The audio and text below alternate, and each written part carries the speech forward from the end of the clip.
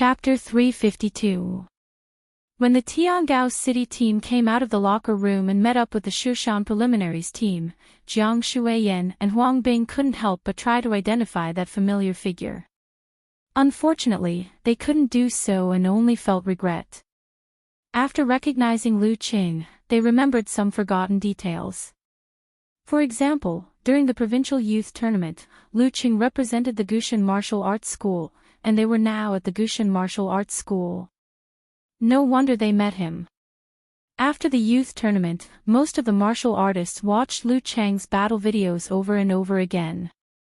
Except for a few who had turned into fans, no one would watch videos related to the tournament over and over again. Primates tend to forget things that aren't that important at an alarming rate. Of course, if Shushan had directly displayed the words Gushan Martial Arts School when they had first confirmed the schedule of the friendly competition, it would not have been difficult for Jiang Shuiyan and the others to notice and make the connection. However, they had only been led here after arriving in the city. Some of the contestants had not even seen the signboard of the martial arts school clearly. As for the martial artists who had recognized the words, most of their attention was focused on the upcoming competition. The content of the signboard was almost gone. They only casually said, "Oh, Gushan Martial Arts School." Jiang Shuiyan was a little disappointed that Lu Qing didn't appear.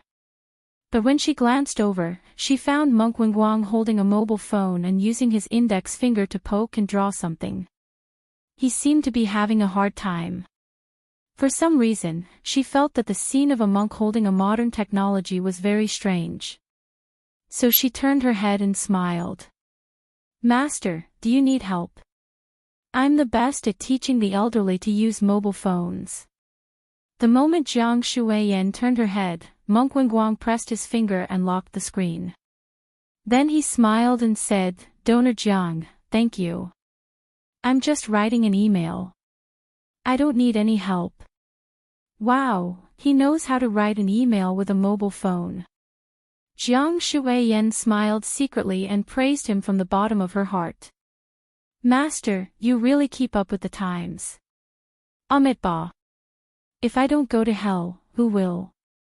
Monk Wenguang put his palms together and replied with a smile. "Swordsman. Swordsman. Swordsman." In the inner disciple's strength training room, a deep ancient sound kept reverberating, as if a mysterious feeling had connected the heaven and earth. With an empty thermos behind him, Lu Qing stood still and hugged a mercury lead ball with both hands.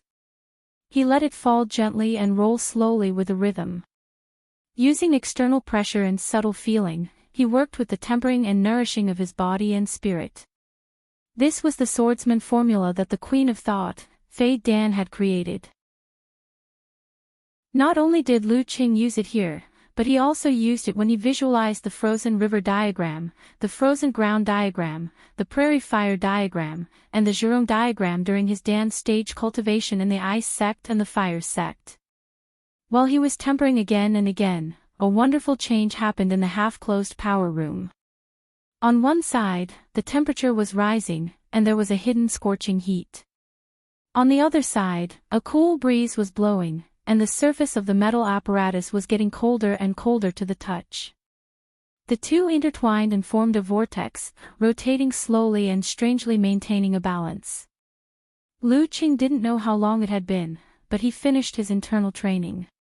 When he put down the giant lead ball and exhaled a mouthful of turbid air, the cold and heat in the power room were immediately out of balance and collided with each other, creating a strong wind and even a thin mist that disappeared in a flash. Lu Qing bent down and picked up a towel to wipe the sweat on his face. He looked a little tired, but his body was unusually refreshed. He picked up his things and walked out of the room, planning to find a place to practice his punches and kicks. Brother Lu Qing. When he walked to the stairs, he saw his cousin Qi Yunfei's boyfriend, Ding Yanbo, standing straight beside her with his hands hanging down. "Didn't you rest at noon?" Lu Qing asked with a smile. Ding Yanbo said with excitement and joy, "We only practice in the morning." So he waited here. "I heard from Fei Fei that you got the certificate of amateur ninth pin." Lu Qing put one hand in his pocket and asked casually. Qi Yunfei was like a husky that broke free from the chain after she started studying at Shushan No. 1 middle school. She came home only once a month and was either playing with her roommates or going on dates with her boyfriend. Fortunately, the midterm exam gave her a head-on blow. After that, she calmed down and began to study seriously. Yes, it hasn't been long. Ding Yanbo replied cautiously, but his eyebrows and the corners of his eyes revealed the joy and pride in his heart. Not bad. You've only been practicing martial arts for half a year, and your body hasn't fully developed yet. You can get the certificate of amateur 9th pin. That's pretty good. There's hope for you to make a living. Lu Cheng was not stingy with his praise. I heard from Fei Fei that you only took a month. Ding Yanbo asked curiously while beaming with joy. Sort of. Lu Qing had long passed the stage of showing off to kids. He said affirmatively, practice hard. As long as you work hard, you'll have a chance. He was hinting that if Ding Yanbo could improve to the level of amateur first pin and his general physical fitness, he wouldn't hide the internal training method he got. Ding Yanbo had heard Qin Rui mention similar things several times before. After hearing the tune, he knew what Qin Rui meant. He immediately answered excitedly, yes, brother Lu Qing. Lu Qing nodded slightly and didn't say more. He found another place and replied to Yan Jika's message first. Then he started to practice his punches and kicks, making cracking sounds and creating wind. He focused on the 13th move of the ice sect, snow cover, and the 19th move, cold swallow. They were ingenious and required a lot of effort. There were too many changes to explore. It was not easy to just throw them aside after mastering them. At 3:00 in the afternoon, Lu Qing felt his energy was running out. He finished his practice, took a shower, and changed into clean and fresh clothes. After practicing like this, I feel so fulfilled. He sent a message to Yenjika with a snickering emoji. Yenjika was still in the middle of a family activity. After a few minutes, she said with bright eyes, "Our Cheng is so hardworking. I'm ashamed." Hee, it's very motivating to have a goal in front of you. Lu Qing replied with an emoji of showing off his arm muscles. To be honest, the guardian willpower will give me continuous motivation. But if there's no urgent matter or situation, I won't be able to sprint. Step by step, it won't give me a sense of drive. Of course, it was steadier and longer lasting. Then should I give you some sense of crisis? Yenjike sent an emoji covering mouth and laughing. Actually, I feel bad for you since you're so tired. Keep it up and defeat the demon king Pingliyun. Okay. Lu Qing didn't say anything heroic. Instead, he smiled and said, I'll have more time to rest if you stay with me more. After leaving the Gushan martial arts school, he went to visit his grandparents on the way. After that, he leisurely returned home. Lying on the bed without caring about his image, he chatted with Yenjika while reading a novel. It was a very relaxing life, clearing away the fatigue in his soul. It was late at night. In a temple at the foot of Shushan, Monk Wingguang was turning the prayer beads with his eyes closed. Suddenly, he bounced to the entrance of the wing room without moving his body and waist. He opened the door and looked at the two people outside. So fast. One of them was tall and majestic. His aura was restrained, but there was a sense of intimidation when he looked around. If it was summer, all snakes, insects, rats, and ants would have retreated due to the inexplicable evil spirit. The burly man laughed and said, Not bad, not bad. Donor Dong, please. Monk Wingguang raised his hand. When Dong Xiaoyang walked in, Wingguang turned to the other person and said respectfully, Senior Sinful Flame, please. The newcomer had deep eye sockets, a straight nose, gray hair, and fire in his eyes. He looked like a middle-aged man. He was the divine enchanter of sinful flame. The divine enchanter of sinful flame nodded slightly and walked in silently. After Wingguang closed the door, Dong Xiaoyang paced a few steps and asked with great interest, "Master, when do we start?" "Namo Amitabha. Donor Dong, don't be so anxious." Wingguang answered in surprise. "I'm quite anxious." Dong Xiaoyang smiled and said, "Since he won the provincial youth tournament, I've been unconvinced. I want to find a chance to compete with him and see who's the best among the young fighters in Xing province. Unfortunately, I can't do it without an order. I can only wait. Now I finally have a chance. Master, how can I not be anxious?" His face was mature and his posture was bold. He seemed to be in his 30s, but the meaning behind his words was that he might not be 26 years old, or even 22 years old. "But you have to wait for the right time," Monk Wingguang persuaded. At this time, the divine enchanter of sinful flame, who had been silent all this time, said in a low voice, "Don't alarm the local authorities. Senior sinful flame, I know." Dong Xiaoyang replied with a smile and turned to Wingguang, "The target only has one life and death experience. That's too little. A fighter who hasn't seen much blood in the arena is naturally weak. That's why I asked you to come." Wingguang put his palms together and smiled. Dong Xiaoyang laughed and said, "Okay. Then I'll let him experience what it means to be between life and death." There was no first place in literature, and no second place in martial arts. There was no exception to the ambition to be the best. Chapter 353. Humph. How dare you eat grilled eggplant behind my back? At 9 p.m., Lu Qing took out his phone at the entrance of Old Lu Barbecue and saw the message from Yan Zhike a few minutes ago. Lu Qing smiled unconsciously. "It's Qin Rui's treat. He said he wanted to thank me for guiding him into meditation." After yesterday's exchange, Qin Rui had become famous in the circle. I don't care.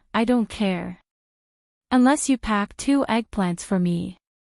That's the only way to prove that you're not monopolizing the food." Yenjike said with an emoji with red eyes and drooling heart. Lu Qing chuckled and typed quickly on the keyboard. "I was just about to ask you if you want a takeout delivery guy," snickering. "Since you want it so sincerely, I'll generously pack it for you. I'm looking forward to it." Yenjike sent an emoji with a bowl in front of me, waiting to be fed. Seeing that her reply speed had increased, Lu Qing asked, "Have you finished shopping and eating with Empress Dowager?" "Yes. Everyone says girls are good at shopping and don't feel tired. Why am I not like that? Am I not a girl? I miss you so much, Qing. I want you to massage my legs and feet. I want you to give me a tremor force massage. I can't say that I can do it easily with the swordsman formula. That's not fun." Lu Qing replied quickly. Qin Rui paid the bill and walked over. He patted Lu Qing on the shoulder and said, "Let's go. You guys go first. I'll grill something to pack." Lu Qing pointed at the barbecue grill. "Why didn't you say so earlier?" Qin Rui complained. "You're treating me like an outsider." Lu Qing smiled. "It's more meaningful if I pay for it myself." "Got it." Qin Rui suddenly understood. He smiled and said, "We won't delay your date. We'll go first. Bye."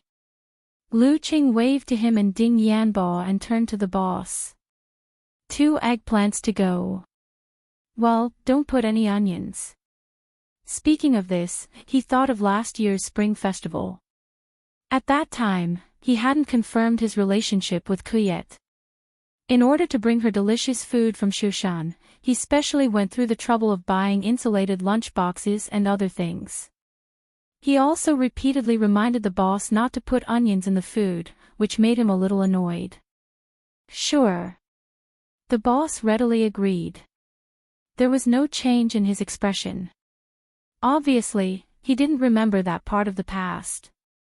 He could recognize Lu Qing, who had been here many times, but he definitely couldn't remember the trivial things about him. When I mentioned the eggplant takeout, the boss would tell me not to put onions, right?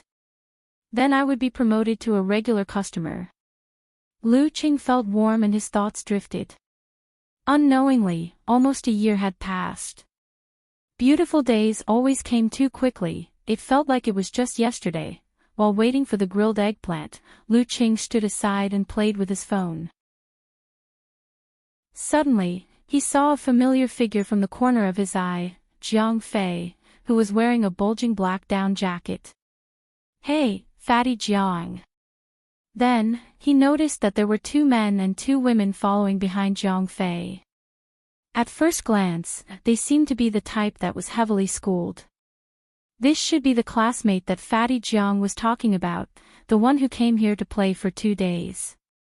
Sure enough, the first meal they came was old Lu's barbecue.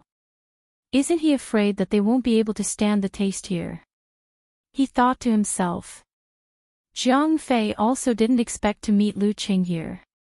He was stunned for a while and then waved with a smile. "I said I would come to you in 2 days." After greeting, he hurriedly introduced them. First, he pointed to Lu Qing and said, "My classmate." Then, he gestured to the back and said, "My classmate." Speaking of this, he was amused. What kind of introduction is this? He hurriedly laughed and said, "High school classmate, college classmate." "Hello." Jiang Fei's college classmates greeted politely. "Welcome to Shushan." Lu Qing said politely. He didn't pay much attention to the appearance of the 2 men and 2 women. He only felt that their clothes were more fashionable than those in a small place like Shushan. Jiang Fei glanced inside and said casually, "What a coincidence. Cheng, let's eat together." "I've eaten. I'm waiting for my leader's grilled eggplant."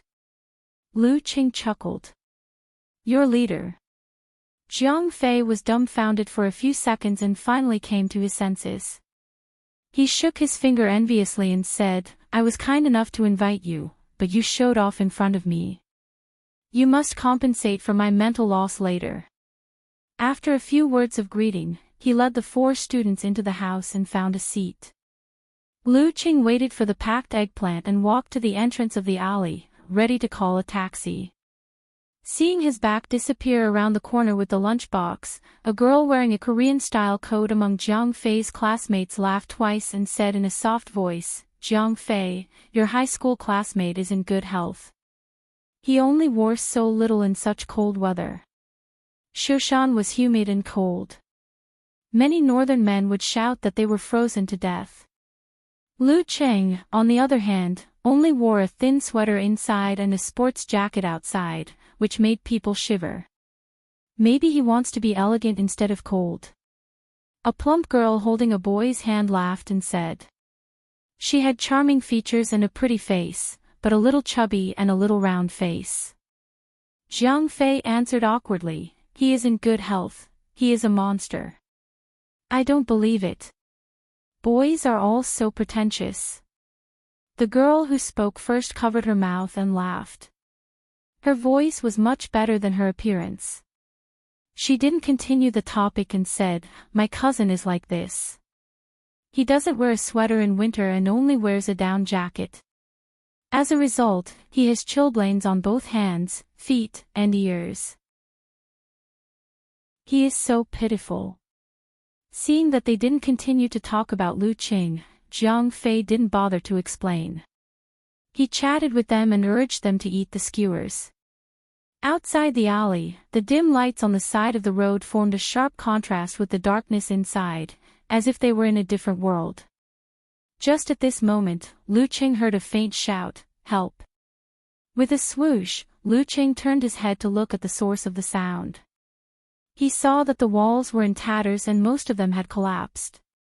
Inside the walls, there were weeds and scattered bricks. They clustered around an abandoned 6-story building.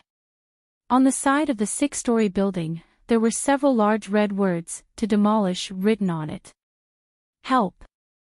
A woman's voice came from inside, containing strong fear and panic. Lu Qing didn't hesitate. He bravely changed his direction and carefully jumped over the hole in the wall. He quickly ran to the building that was to be demolished. He planned to be a good Samaritan. For him, the criminals that he met every day were nothing. "Help!" The woman's voice sounded like she was crying. Lu Qing identified the location and came to the first floor where the windows were all broken. He jumped into the air. He pressed and pulled with his right hand and flipped to the second floor. He rushed to the place where the voice came from as fast as he could. While running, he suddenly had an indescribable subtle feeling in his heart. All the hair on his body stood on end. Without thinking, Lu Qing stopped and gathered his qi, blood, force, and spirit in his lower abdomen. Bang! At this moment, the wall on the side in front of him suddenly collapsed. Bricks and stones flew and hit him like bullets in the smoke. The sky was full of flowers, and every drop was fatal. He could block some of them, but not all of them. He could dodge some of them, but not all of them. What was even more frightening was that behind the flying bricks and stones, a majestic figure broke through the wall and bent down. The figure pounced on Lu Qing, intending to give him a fatal blow while he was dealing with the previous wave of attacks. Lu Qing didn't realize that he had fallen into a trap until now. This dangerous master was coming for him. He didn't have time to think about why he had such an encounter, nor did he have time to regret anything. Because the flying bricks were coming for him. In another room on the second floor, the divine enchanter of Sin Flame shook his head and said, as expected of a young man who grew up in a peaceful era, he didn't realize that he would be plotted against or trapped. He was used to doing things according to his experience in a peaceful environment. That was why he fell for the trap so easily. "Isn't this why you are here?" Monk Wingguang said with a smile. Behind them, a scantily clad girl was leaning against the wall and sleeping. With bricks covering his body and a strong enemy behind him, everything was so dangerous that it seemed like there was no chance for him to survive. If it were in the past, Lu Qing could only block and dodge, playing micro-maneuvers and hoping for luck. But this time, he had a premonition 1 second in advance. Boom! His Dan force gushed out and he exerted force under his feet, breaking the floor that had been in disrepair for a long time. Amidst the huge movement, falling bricks, and rising dust, he took the initiative to fall to the bottom floor, avoiding the shower of flowers and the subsequent attacks. Interesting. Dong Xiaoyang thought to himself and became more interested. He didn't jump into the hole that Lu Qing made because he was afraid of being ambushed by the enemy below. Instead, he used force concentration and stayed where he was. Boom! The ceiling was broken again. Dong Xiaoyang jumped down under the cover of falling bricks. Boom! In Old Lou's barbecue restaurant not far away, a plump, round-faced girl listened carefully and frowned. "What's that sound?" "It's normal." "That's the bar street," Jiang Fei answered casually. "Oh." The round-faced girl relaxed and waited for the barbecue. Chapter 354. Bang! Bang! Bang! The falling bricks smashed into the ground, stirring up more smoke. All of this was like a scene from a movie, playing in front of Lu Qing in a surreal state. He smelled danger that could disappear at any time in the future. The figure with the murderous intent was definitely a very powerful enemy. If he was alone, he would die on the spot if he made a slight mistake, not to mention that he might have other helpers. He was really surrounded by enemies, swaying in the wind and rain. Lu Qing's pores were tightly closed, and his goosebumps were still visible. He was indescribably scared and nervous, but these were combined into a strong desire to survive. No, I don't want to die here. The sad tears of his parents, the love hidden in their nagging and silence, the life that finally saw the light after the hardships, Yenjika's heartbroken expression, the ecstasy and excitement when he confessed his love, and the sweet and beautiful daily life that was not full of ups and downs flashed in his mind. No, I don't want to let the pain come true, and I don't want to let the happiness come true. Lu Qing shouted in his heart. His willpower was strong, and his eyes were shining. All his emotions were burning fiercely, supporting his body. Bang! The lunchbox with the roasted eggplant flew out of the glassless window in an arc boom. The ceiling was broken again, and the stones and bricks fell down. Lu Qing landed on the ground and made a gesture with his hands. He visualized the sharp ancient characters in his mind. Facing the figure in the air, he shouted with a strong fighting spirit, "Army!" The atmosphere and the surroundings immediately became desperate. It was as if there was smoke everywhere, and thousands of soldiers and horses were surrounding them from all directions. Lu Qing felt that this was the most powerful he had ever used the army formula since he mastered it. His state of mind and emotions were very compatible with the secret method, so he broke through the past. "Army!" Dong Xiaoyang heard the murderous voice. He felt like a gun was pointed at his head and the trigger was pulled. He shuddered violently, and his body was obviously shaking. Lu Qing took 2 steps forward and gathered his qi and blood. Before Dong Xiaoyang fell to the ground, he fiercely hit him with the thunder roar Zen. There was no hesitation, no mercy, no determination, no hesitation, no mercy, firm, decisive, and cold-blooded. If I sympathize with him, who will sympathize with me? There was no mercy between life and death.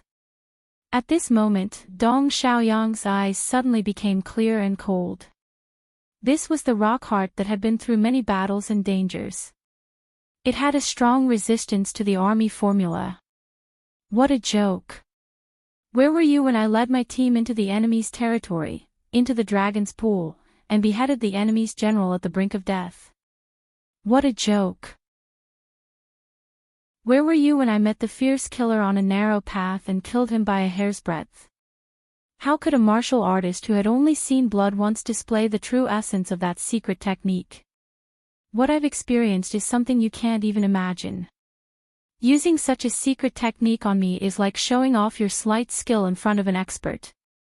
Dong Xiaoyang suddenly curled up his body in midair, condensing his qi, blood, spirit, and strength into a single point. Paw! He turned his body halfway and swung his swollen right arm at Lu Qing, using the momentum of his fall and the power of the dance stage to punch his greenish-black fist with bulging veins. Just as the 2 fists were about to collide, Dong Xiaoyang completed a strange visualization, causing the surging force to strangely shrink at the fist area. The contraction followed by the explosion surged out like crazy waves. Bam! A muffled sound echoed in the room of dozens of square meters. Lu Cheng's fist was slightly painful and his arm was trembling. He was forced to step back by the strange double explosion. 1 step, 2 steps, he couldn't control himself and hit the wall with a bang. This was a 6-story residential building that was to be demolished. It was made up of many apartments and the layout was not spacious enough. There were walls everywhere. Fighting here was like fighting in someone else's living room or bedroom. Even the slightest stretch would lead to obstacles. Boom! Lu Cheng's back tightened and broke through the load-bearing wall, falling into another room. He knew he was at a disadvantage and the situation was extremely critical. However, the ice mirror had been formed. He controlled his center of gravity calmly and waved his right hand quickly, shooting out a violent red fireball in an attempt to stop Dong Xiaoyang's approach. Following that, he hooked his left hand and the glittering white cold light moved close to the ground, leaping toward the enemy. The top, middle, and bottom paths were all sealed off. Bam! The lunch box with the roasted eggplant outside the window had just fallen to the ground. Dong Xiaoyang was slightly affected by the thunder roars and slightly swayed in the air. However, as soon as his feet touched the ground, he strode forward to catch up with Lu Qing, not giving him a chance to stabilize the situation. After one step, he saw the red light reflected in his eyes and saw the fireball flying toward him. Dong Xiaoyang bounced his back and swayed his center of gravity. His footwork was disorderly and smoothly turned into an arc, bypassing the attack of ice and fire from the side. Boom! The flame exploded and the cold light leaped. He broke through the wall and broke into the room that Lu Qing fell into. He was really imposing. Bam! Bam! Bam! The load-bearing wall behind him collapsed completely, turning into a pile of messy stones. At this time, Lu Qing had already stabilized his stance. Instead of retreating, he took a step forward and rushed to the enemy's side. Between life and death, the brave one wins. His eyes flashed and his mind was filled with white snow. He flicked his wrists and elbows, aiming at 7 places on Dong Xiaoyang's body. At the same time, the cold light spread out from his shaking fists, creating a fog of ice crystals that blocked Dong Xiaoyang's vision. The ice crystals kept vibrating, converging into a buzzing sound that interfered with the enemy's hearing. The 13th move of the ice sect, snow cover. In such an environment, Lu Qing, who had not yet released the strength in his hands, suddenly clamped his tailbone, straightened his legs, and silently kicked out with his right foot towards the enemy's ankle joint. Dong Xiaoyang seemed to have anticipated this. He put his arms in front of him, bulged his thighs, and kicked back fiercely with his left foot. In a split second, Lu Qing suddenly bent his spine forward, lowered his center of gravity, and let his right foot touch the ground in advance. After touching the ground, he forcibly dragged his body to the side of the enemy, creating a perfect opportunity the moment Dong Xiaoyang kicked out his left foot. This was the application of the 19th move of the ice sect, cold swallow. Lu Qing incorporated the technique of this move into snow cover to form a combo attack, which was equivalent to a combination of the 2 moves. After losing to Ping Liyun, his hard work and attempts were not in vain. This was the result of his hard work. He had reached a higher level and followed his heart without breaking the rules. In his mind, he visualized a frozen river and shaking thunderclouds.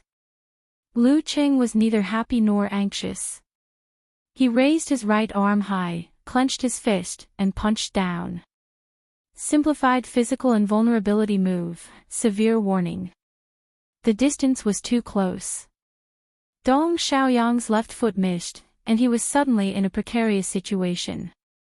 He had lost his previous advantage and was in an extremely dangerous situation. Facing this situation, he did not despair nor panic. He immediately gathered all his strength and let the danqi erupt above his spine. Bam! His spine bent like a hard bow, dragging his body to the back. With a bang, he knocked down another load-bearing wall. Lu Qing did not feel depressed when he missed the severe warning. Full of fighting spirit and unusual calmness, he swayed his center of gravity and pounced on the enemy who had not yet fallen to the ground. He spurted out his danqi and shortened most of the distance between them. He was about to catch up. Monk Wingguang carried the sleeping girl and moved to another position with the divine enchanter of Sin Flame. He sighed in a low voice, he really has a talent for fighting. Senior, please cover your voice. Don't attract the attention of others. Okay. The divine enchanter of Sin Flame nodded slightly. After knocking down the wall, Dong Xiaoyang regained his balance in midair with the help of the force.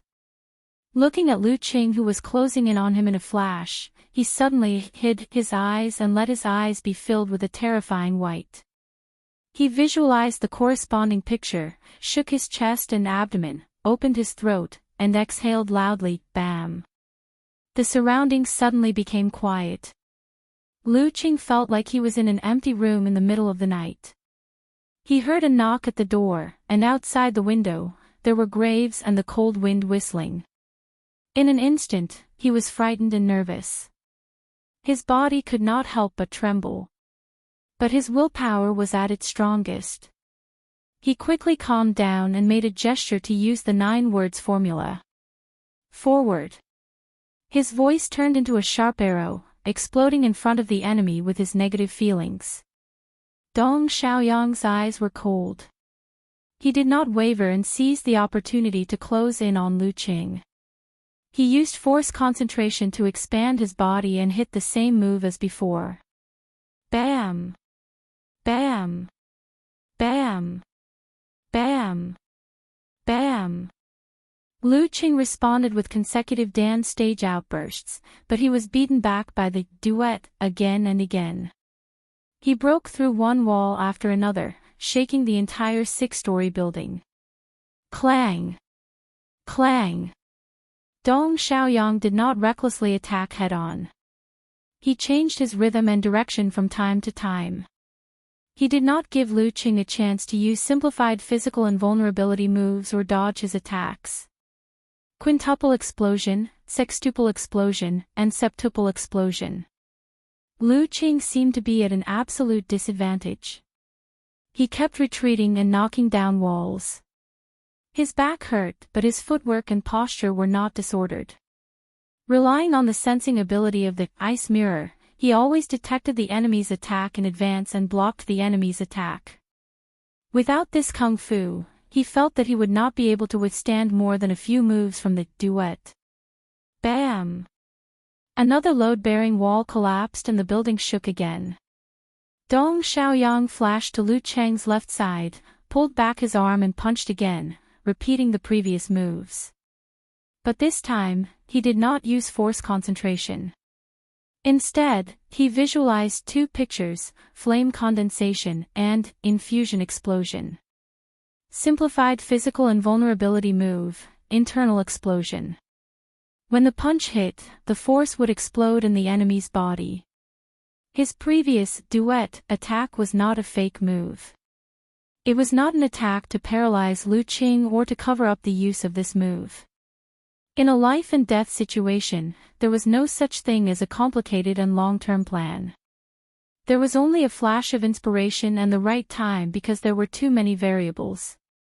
Dong Xiaoyang's arm muscles undulated as he threw out a punch. He was expecting Lu Qing to subconsciously parry his attack like he had done so many times before. If Lu Qing was aware of it, he could force Lu Qing to dodge and create an opportunity for him to follow up with a series of attacks. Lu Qing's heart was like an ice mirror, reflecting the surroundings. He sensed that Dong Xiaoyang did not withdraw his qi, blood, and force at close range. No.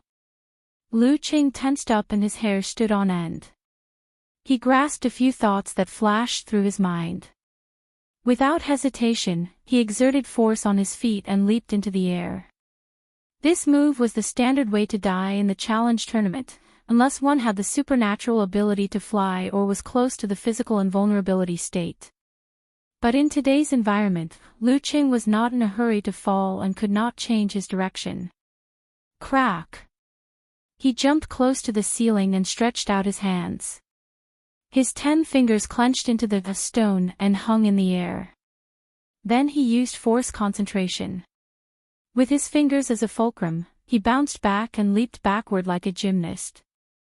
His feet kicked the ceiling, as if he was going to use the rebound force to attack. Below, Dong Xiaoyang could almost foresee what would happen if he changed direction forcibly and jumped up to give Lu Qing an internal explosion punch in the air. In that case, Lu Qing would change direction and land on the ground from another position. Then, Lu Qing would give him a fatal blow in the air.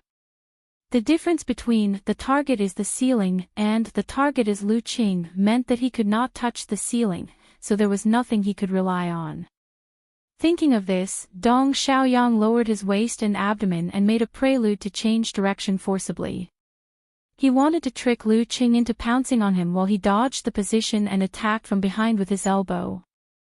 This was not a fake move. It was just that his movement was slow, and he left some leeway. he could still make Lu Cheng's absolute reaction and misjudge in a split second. Bam! Lu Cheng stomped on the ground and exerted a tremendous amount of strength. The ceiling cracked open and the rocks fell down. He used the momentum to bounce back, but instead of pouncing on Dong Xiaoyang, he jumped to the window like a fish, as if he wanted to escape from the battlefield. You want to escape? Dong Xiaoyang smiled. His waist and abdomen bounced back, he straightened his knees and changed direction forcibly to pounce on Lu Cheng's back. This is the flaw you exposed yourself. Lu Cheng had just jumped to the window when he felt the pain in his back and the strong wind behind him. However, he did not panic. Instead, he seemed to be expecting something. He put his hands on the window, leaned his body forward, and did a twisting kick behind him. Bam! His tattered shoes flew out, along with the red flame and crystal cold light under his feet. They were shot at Dong Xiaoyang, who was pouncing on him. Dong Xiaoyang snorted. He exerted strength under his feet and bulged his muscles. He was about to make an explosion in the air and set off the strong wind to trigger the attack of ice and fire in advance. Then he would break through with his body. Boom! Just as he was about to move, the fireball exploded first. The heat spread out and turned the cold light into a mist. It blocked his vision and made him feel that his surroundings were blurred. Bam! The mist split open. A fist with bulging veins was like a weapon that could split the chaos. It was punching at Dong Xiaoyang's head from above. Escaping was for a better attack. Lu Cheng's eyes were sharp and his fist was firm. Most of his muscles bulged and became taller, as if he was going to sweep away all obstacles in front of him that would destroy his beautiful life. Dong Xiaoyang, who did not have time to make a duet, could only use force concentration to defend himself. He shook his right arm and moved upward. Bam! This was the first time Dong Xiaoyang was forced to retreat in a fight of life and death. Lu Cheng was not going to let him go. He quickly closed the distance and made consecutive explosions, not giving his opponent a chance to make a duet. Triple explosion, quadruple explosion, quintuple explosion. He integrated the skills of 24 blizzard strikes into it and fought with Dong Xiaoyang at close range. He punched hard to prevent Dong Xiaoyang from making a weird duet and using unknown secret skills. Sextuple explosion, septuple explosion, octuple explosion. Lu Cheng became fiercer and fiercer. He used Dan's stage explosions as if they were free. At this point, he also realized that the killer was weaker than Ping Liyun. He was not close to the inhuman level. In other words, although his opponent was strong, he was not a monster. Bam! Bam! Bam! Lu Cheng was full of fighting spirit. Sweat steamed from his head and condensed into a cloud of white mist. Bam! Dong Xiaoyang was finally crushed by the ferocious, brutal blizzard. He broke through the bearing wall and fell down. The 6-story building shook more and more violently.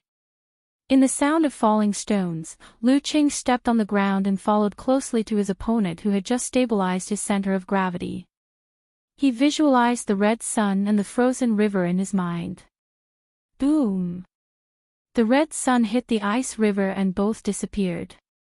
Lu Cheng pulled back his arm and threw out a punch. The mutated version of a severe warning. Dong Xiaoyang did not panic in such a situation. It was as if he had experienced this countless times. He did not have time to jump up and he knew he could not take it head-on. He simply fell down and rolled on the ground. Army! At this moment, Lu Cheng dispersed his force and made a hand gesture. He shouted in an ancient voice. Dong Xiaoyang, who was rolling on the ground, was shocked.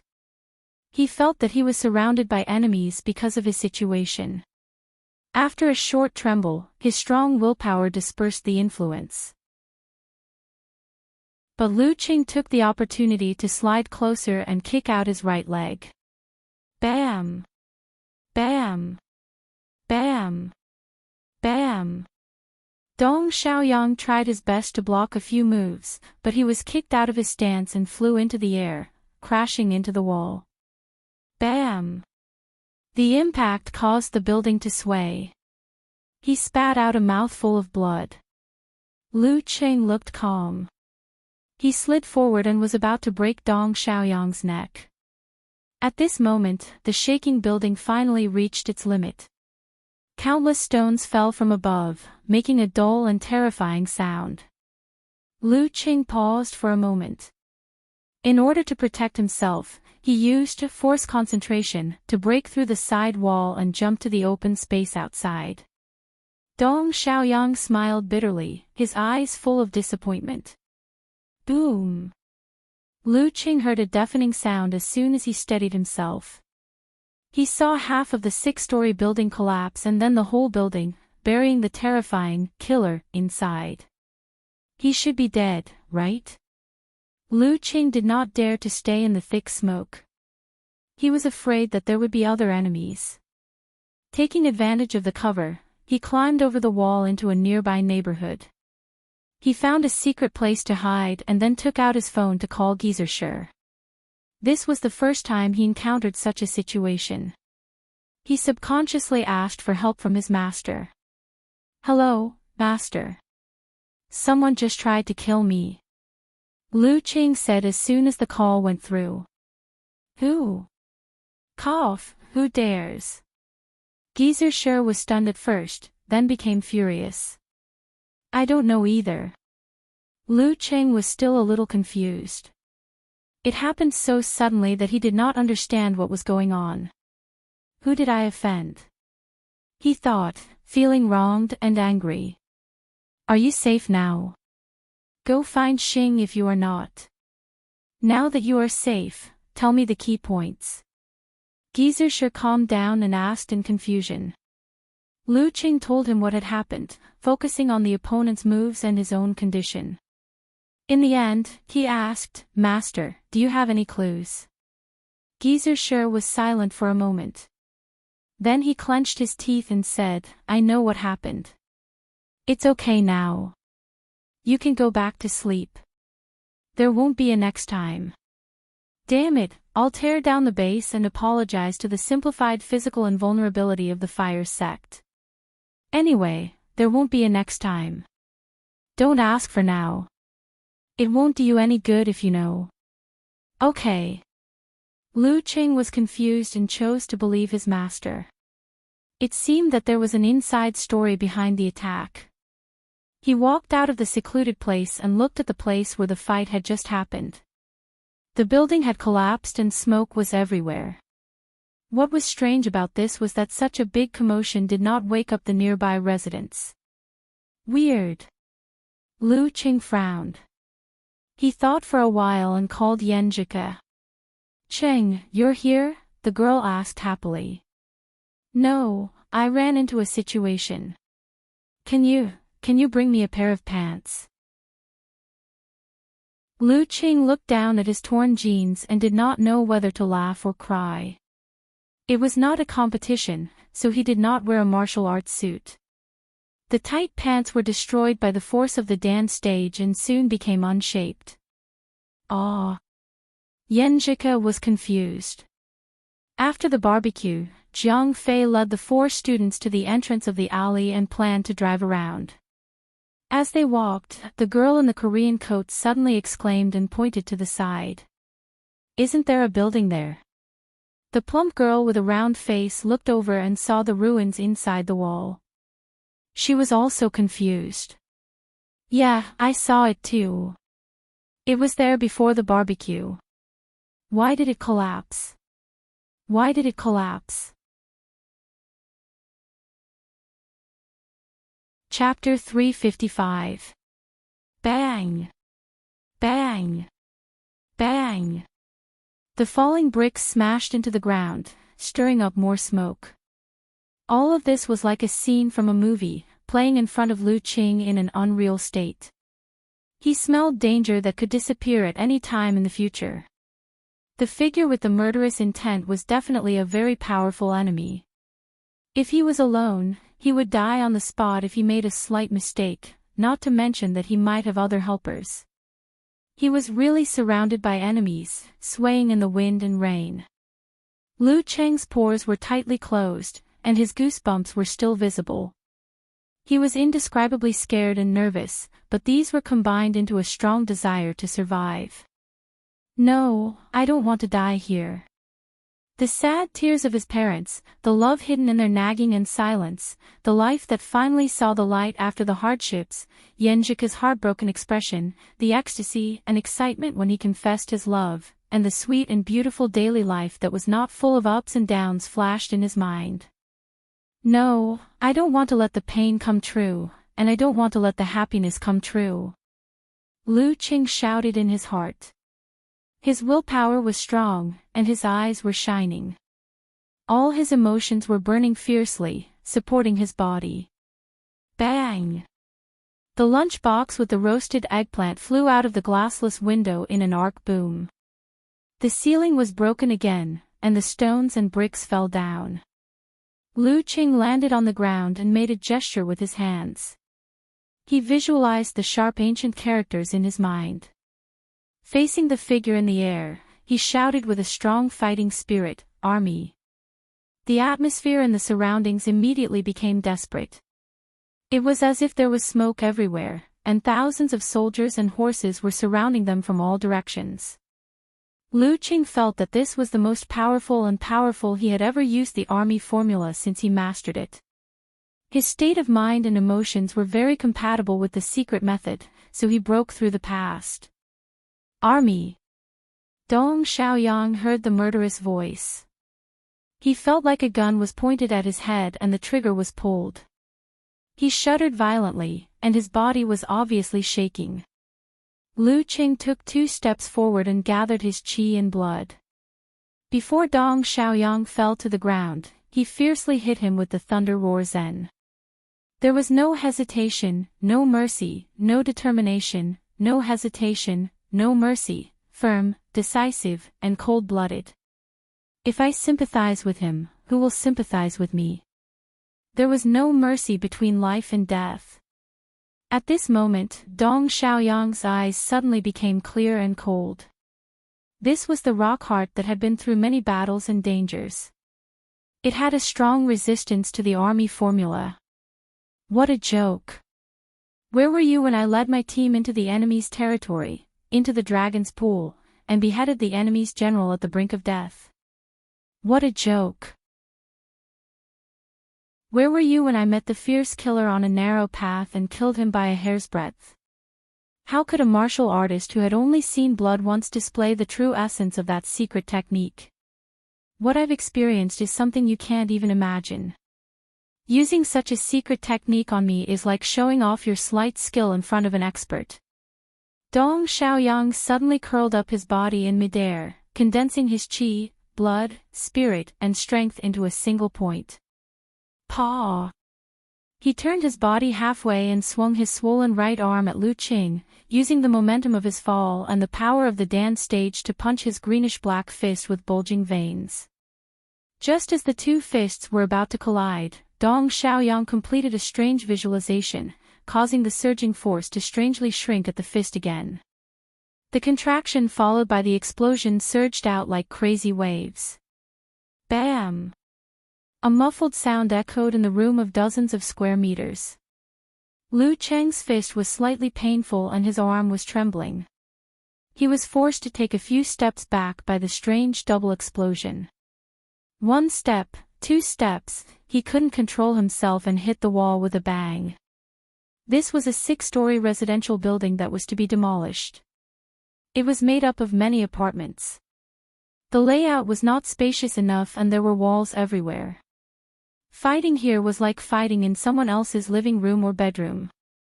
Even the slightest stretch would lead to obstacles. Boom! Lu Cheng's back tightened and broke through the load-bearing wall, falling into another room. He knew he was at a disadvantage and the situation was extremely critical. However, the ice mirror had been formed. He controlled his center of gravity calmly and waved his right hand quickly, shooting out a violent red fireball in an attempt to stop Dong Xiaoyang's approach. Following that, he hooked his left hand and the glittering white cold light moved close to the ground, leaping toward the enemy. The top, middle, and bottom paths were all sealed off. Bam! The lunch box with the roasted eggplant outside the window had just fallen to the ground. Dong Xiaoyang was slightly affected by the thunder roar zen and slightly swayed in the air. However, as soon as his feet touched the ground, he strode forward to catch up with Lu Qing, not giving him a chance to stabilize the situation. After one step, he saw the red light reflected in his eyes and saw the fireball flying toward him. Dong Xiaoyang bounced his back and swayed his center of gravity. His footwork was disorderly and smoothly turned into an arc, bypassing the attack of ice and fire from the side. Boom! The flame exploded and the cold light leaped. He broke through the wall and broke into the room that Lu Qing fell into. He was really imposing. Bam!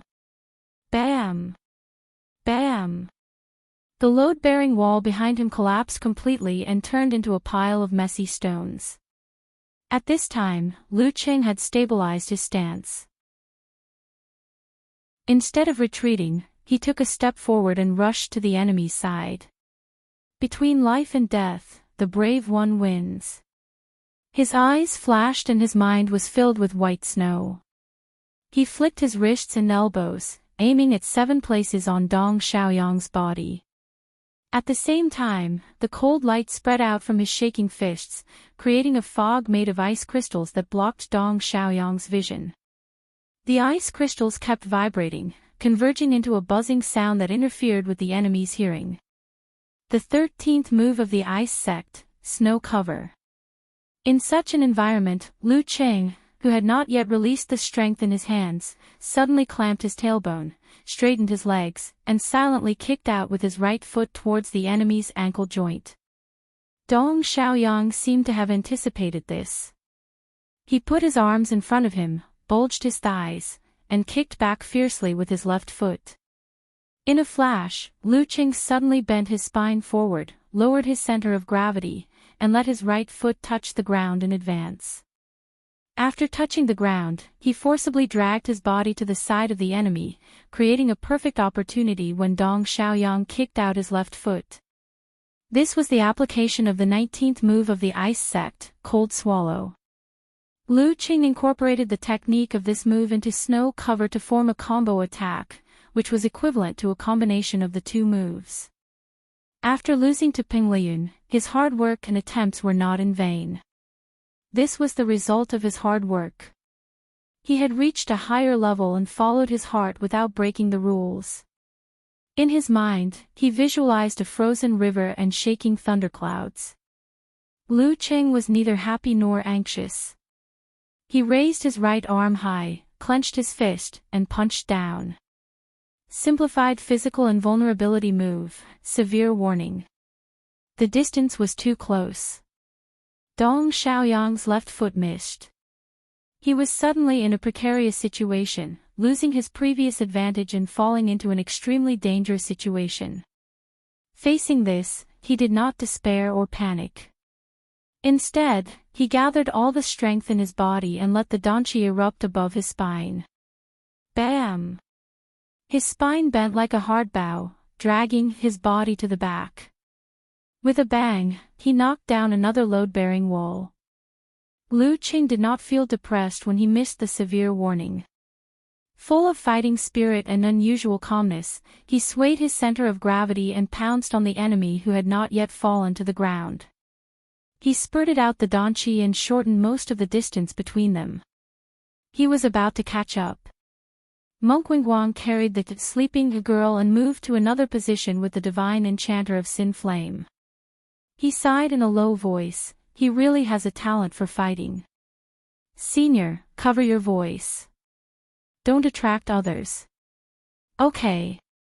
The divine enchanter of Sin Flame nodded slightly. After knocking down the wall, Dong Xiaoyang regained his balance in midair with the help of the force. Looking at Lu Qing, who was closing in on him in a flash, he suddenly hid his eyes, letting them be filled with a terrifying white. He visualized the corresponding picture, shook his chest and abdomen, opened his throat, and exhaled loudly, bam. The surroundings suddenly became quiet. Lu Qing felt like he was in an empty room in the middle of the night. He heard a knock at the door, and outside the window, there were tombs and the cold wind whistling. In an instant, he was frightened and nervous. His body could not help but tremble. But his willpower was at its strongest. He quickly calmed down and made a gesture to use the 9 words formula. Forward. His voice turned into a sharp arrow, exploding in front of the enemy with his negative feelings. Dong Xiaoyang's eyes were cold. He did not waver and seized the opportunity to close in on Lu Qing. Using force concentration, he expanded his body and used the double explosion move just now. Bam, bam, bam. Boom, boom, boom. Lu Qing responded with a series of dance stage outbursts, but he was beaten back by the duet again and again. He broke through one wall after another, shaking the entire 6-story building. Clang! Clang! Dong Xiaoyang did not recklessly attack head-on. He changed his rhythm and direction from time to time, giving Lu Qing no chance to use simplified physical invulnerability moves or dodge. 5, 6, and 7 explosions in a row. Lu Qing seemed to be at an absolute disadvantage. He kept retreating and crashing into walls. His back hurt, but his footwork didn't falter and his stance didn't falter. Relying on the sensing ability of the ice mirror, he always sensed the enemy's attacks in advance and blocked them by the skin of his teeth. Without this kung fu, he felt that he could not withstand more than a few moves from the duet. Bang! Another load-bearing wall collapsed and the building shook again. Dong Xiaoyang flashed to Lu Qing's left side, pulled back his arm and punched again, repeating the previous moves. But this time, he didn't use force concentration. Instead, he visualized the images of flame condensation and infusion explosion. Simplified physical invulnerability move, internal explosion. When the punch hit, the force would explode in the enemy's body. His previous duet frenzied attack was not a feint. It was not an attack specifically designed to numb Lu Qing and conceal the use of this move. In a life-and-death situation, there was no need for so many complicated and long-term plans. There was only a flash of inspiration and the right time, because there were too many variables. Dong Xiaoyang's arm muscles undulated as he threw out a punch. He was expecting Lu Qing to subconsciously parry his attack like he had done so many times before. If Lu Qing was aware of it, he could force Lu Qing to dodge and create an opportunity for him to follow up with a series of attacks. Lu Qing's heart was like an ice mirror, reflecting the surroundings. He sensed that Dong Xiaoyang did not withdraw his qi, blood, and force at close range. No. He tensed up and his hair stood on end. Grasping the few thoughts that flashed through his mind, he exerted force on his feet and leaped into the air without hesitation. Such a move was the standard way to die in the challenge tournament, unless one had the supernatural ability to fly or was close to the physical invulnerability state. But in today's environment, Lu Qing would not fall in a hurry and be unable to change his direction. Crack! He jumped close to the ceiling and stretched out his hands. His 10 fingers clenched into the stone and hung in the air. Then he used force concentration. With his fingers as a fulcrum, he bounced back and jumped backward like a gymnast. His feet kicked towards the ceiling, as if he was going to use the rebound force to attack. Below, Dong Xiaoyang could almost foresee what would happen if he forcibly changed his direction, jumped up, and gave Lu Qing an internal explosion punch in midair. In that case, Lu Qing would rebound and change his direction, fall to the ground from another position, and then give him a fatal blow while he was still in midair. The difference between "the target is the ceiling" and "the target is Lu Qing" determined that he couldn't touch the ceiling, so he had nothing to rely on. As the thought flashed through his mind, Dong Xiaoyang lowered his waist and abdomen and made a prelude to change his direction by jumping up. He was trying to trick Lu Qing into pouncing on him while he moved away from his position and attacked from behind with his elbow. This was not a fake move. It was just that his movement was slow, and he left some leeway. He could still make Lu Cheng's absolute reaction and make a mistake in judgment in a split second. Bang! Lu Qing stomped his feet with great force, breaking the ceiling and causing the stones to fall. He used the momentum to bounce back, but instead of pouncing on Dong Xiaoyang, he jumped to the window like a fish, as if he wanted to escape from the battlefield. "You want to escape?" Dong Xiaoyang smiled. His lowered waist and abdomen bounced back, and he straightened his knees to change his direction and pounced on Lu Cheng's back. "This is the flaw you exposed yourself." Lu Qing had just jumped to the window when he felt the sharp pain in his back and the strong wind behind him. However, he did not panic. Instead, he seemed to be expecting something. He put his hands on the window, leaned his body forward and made a twisting kick behind him. Bam! His tattered shoes flew out, along with the red flame and crystal cold light under his feet. They were shot at Dong Xiaoyang, who was pouncing on him. Dong Xiaoyang hummed. He exerted strength under his feet and his muscles bulged. He was about to make an explosion in the air and set off a strong wind to trigger the attack of ice and fire in advance. Then he would break through with his body. Boom! Just as he was about to make a move, the fireball exploded first. The high temperature spread out and turned the chaotic cold light into a pervasive fog. It blocked his vision and made him feel that his surroundings were blurred. Bam! The fog split open. A fist with bulging blue and black veins, like a weapon that could split the chaos, smashed toward Dong Xiaoyang's head from above. Escape is for a better attack. Lu Cheng's eyes were sharp and his fist was firm. Most of his muscles bulged and became a little taller, as if he was going to sweep away all obstacles in front of him that would ruin his beautiful life. Dong Xiaoyang, who did not have time to make a duet, could only use force concentration to defend himself. He shook his right arm and moved upward. Bam! This was the first time Dong Xiaoyang was forced to retreat in a life-and-death battle. Lu Qing was not going to let him go. He quickly closed the distance and made consecutive explosions, not giving his opponent a chance to make a duet.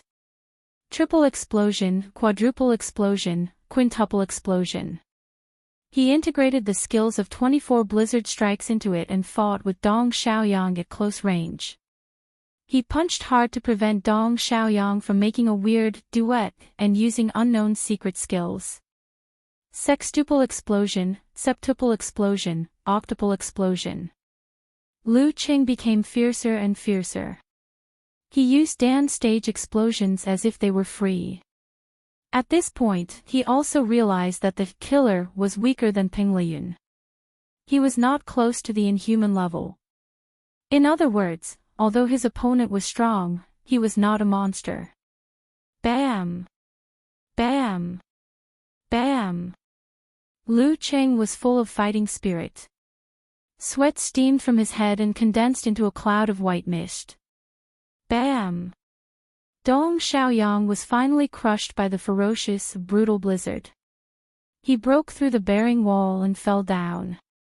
The 6-story building shook more and more violently. In the sound of falling stones, Lu Qing stepped on the ground and rushed to his opponent, who had just stabilized his center of gravity. In his mind, he visualized the red sun and the frozen river. Boom! The red sun hit the ice river and both disappeared. Lu Qing pulled back his arm and threw out a punch. The mutated version of a severe warning. Dong Xiaoyang did not panic in this situation. It was as if he had experienced this countless times. He did not have time to jump up and he knew he could not take it head-on. he simply fell down and rolled. Army. At this moment, Lu Qing dispersed his force and made a hand gesture. He shouted in an ancient voice. Dong Xiaoyang, who was rolling, was shocked. He felt that he was surrounded by enemies because of his situation. After a short tremble, his strong willpower dispersed the influence. But Lu Qing took the opportunity to slide closer and kick out his right leg. Bam! Bam! Bam! Bam! Dong Xiaoyang tried his best to block a few moves, but he was kicked out of his stance and flew into the air, crashing into the wall. Bam! The impact caused the building to sway. He spat out a mouthful of blood. Lu Qing looked calm. He slid forward and was about to break Dong Xiaoyang's neck. At this moment, the shaking building finally reached its limit. Countless stones fell from above, making a dull and horrible sound. Lu Qing paused for a moment. In order to protect himself, he used force concentration to break through the side wall and jump to the open space outside. Dong Xiaoyang smiled bitterly, his eyes full of disappointment. Boom! Lu Qing heard a deafening sound as soon as he steadied himself.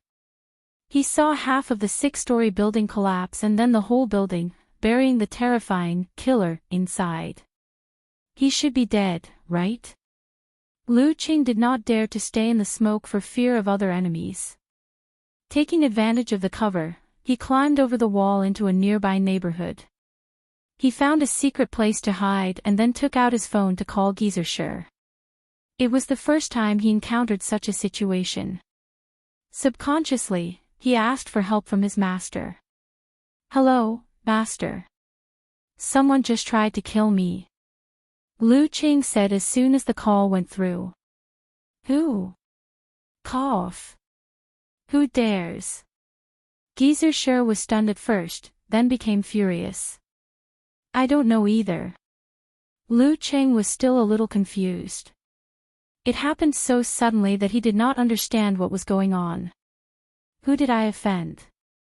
He thought, feeling wronged and angry. Are you safe now? Go find Xing if you are not. Now that you are safe, tell me the key points.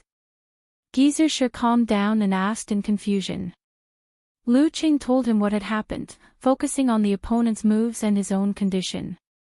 In the end, he asked, Master, do you have any clues? Geyser was silent for a while before he gritted his teeth and said, I know what happened. It's okay now. You can go back to sleep. There won't be a next time. Damn it, I'm going to tear down the base and apologize to the simplified physical invulnerability experts of the fire sect. Ahem. Anyway, there won't be a next time. Don't ask about it for now. It won't be good for you. Okay. Lu Qing was confused and chose to believe his master. It seemed that there was an inside story behind the attack. He walked out of the secluded place and looked at the place where the fight had just happened. The building had collapsed and smoke was everywhere. What was strange about this was that such a big commotion did not wake up the nearby residents. Weird. Lu Qing frowned. He thought for a while and called Yenjika. Cheng, you're here. The girl asked happily. No, I'm in a situation. Can you bring me a pair of pants? Lu Qing looked down at his torn jeans and did not know whether to laugh or cry. He was not wearing a martial arts suit because it was not a competition. The tight pants were soon destroyed by the force of the dance stage. Ah. Yenjika was confused. After the barbecue, Jiang Fei led the 4 students to the entrance of the alley and planned to drive around. As they walked, the girl in the Korean coat suddenly exclaimed and pointed to the side. Isn't there a building there? The plump girl with a round face looked over and saw the ruins inside the wall. She was also confused. Yeah, I saw it too. It was there before the barbecue.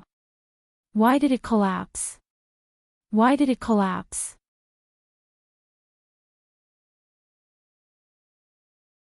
Chapter 356. After realizing this, Dong Xiaoyang's face turned red and his throat made a sound as if it was blocked by old phlegm. His scalp was numb and his teeth were sore. Puff! He spat out a mouthful of blood, which dyed the pillow in front of him red. With the release of this pent-up qi, he felt a lot more relaxed in his chest and abdomen. The internal injuries caused by Lu Qing earlier were relieved, and his mind became clearer. He deeply felt the arrogance that had inflated him in the past year. I understand. He took a deep breath and said with determination in his eyes, I will find the gap and work hard to improve. He had to admit that Lu Qing did have a talent for fighting. Or rather, he was smarter. When he failed to take advantage of the situation and was forced to compete with endurance, he was doomed to lose. Good. The divine enchanter of Sin Flame nodded slightly. Arrogance is not a word invented out of thin air. When you survive a life and death battle, it is easy to become arrogant. This is an emotion that needs to be resisted for a long time. It is not something that you can solve once and for all after understanding it today. It was rare for him to say so many words in one breath. Then he turned to Monk Wenguang and said, I will take him back. I am afraid Shi Jiangwo will come to us soon. Hearing this, Monk Wenguang was stunned. His face turned pale and he stammered, You didn't tell Senior Shi. You didn't ask for your master's permission to train his disciple? Merciful Buddha, Namo Amitabha. I almost swore. The divine enchanter of Sin Flame and Shi Jiangwo were at the same level of physical invulnerability. Neither of them could do anything to the other. But I am only a professional sixth pin. No. The divine enchanter of Sin Flame answered seriously, Shi Jiangwo is a man with a tough mouth but a soft heart. Every time he says he will teach his disciple a lesson, he is just going with the flow. He never takes the initiative to do anything. If he was informed in advance, he would definitely say something like, respect the disciple's wishes. When he mentioned Shi Jiangwo's tough mouth but soft heart, a rare smile appeared on his serious face. Since Senior Shi doesn't agree, there is no need to train Lu Qing. Monk Wenguang thought this task was requested by Shi Jiangwo or at least informed him and got his permission. Now that he knew the truth, he almost burst into tears. Warriors who have walked out of life and death battles can't look down on those who have grown up in the challenge tournament. However, this doesn't mean that the challenge tournament can perfectly temper a warrior. Without the pressure of life and death, how can one dig out their greatest potential? How can one improve their willpower? Divine Enchanter of Sin Flame said slowly. But this is someone else's master's matter. What does it have to do with you? What was his problem? Monk Wenguang almost broke the kung fu that he had been practicing for many years. The divine enchanter of Sin Flame glanced at him and explained, some things have to be planned in advance. The Dragon King and the Warrior Sage do have hopes of advancing further and stepping into the forbidden territory. However, it is only a hope and does not mean that it is 100% certain. For those who have potential and are friendly, of course, we have to train and train them. The more the number, the more possibilities there will be. Otherwise, who will be able to contend with the apostles and SPH1X cat in the future? Monk Wenguang's expression changed again.